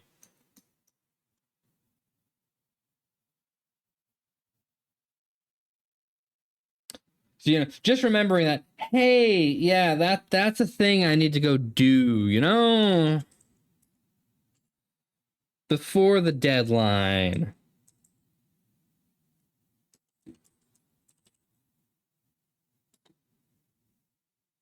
All right, everyone. Oh, shit. Actually, I can turn off whatever. Thank you all for coming out tonight. I appreciate it. I hope you all enjoyed yourselves. I know it did. If you really enjoyed yourselves, check out my socials.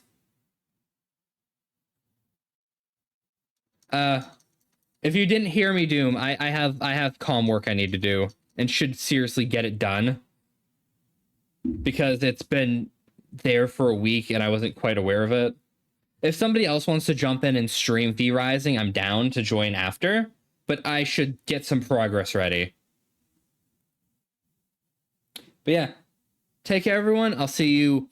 I'll be streaming again tomorrow. It looks like we want to do V-Rising Monday. I might play some Persona, start early before V-Rising. We'll see. I'll be streaming throughout this weekend. Maybe we'll pick up another V-Rising day. We'll figure it out. But take care, everyone. Have a good night.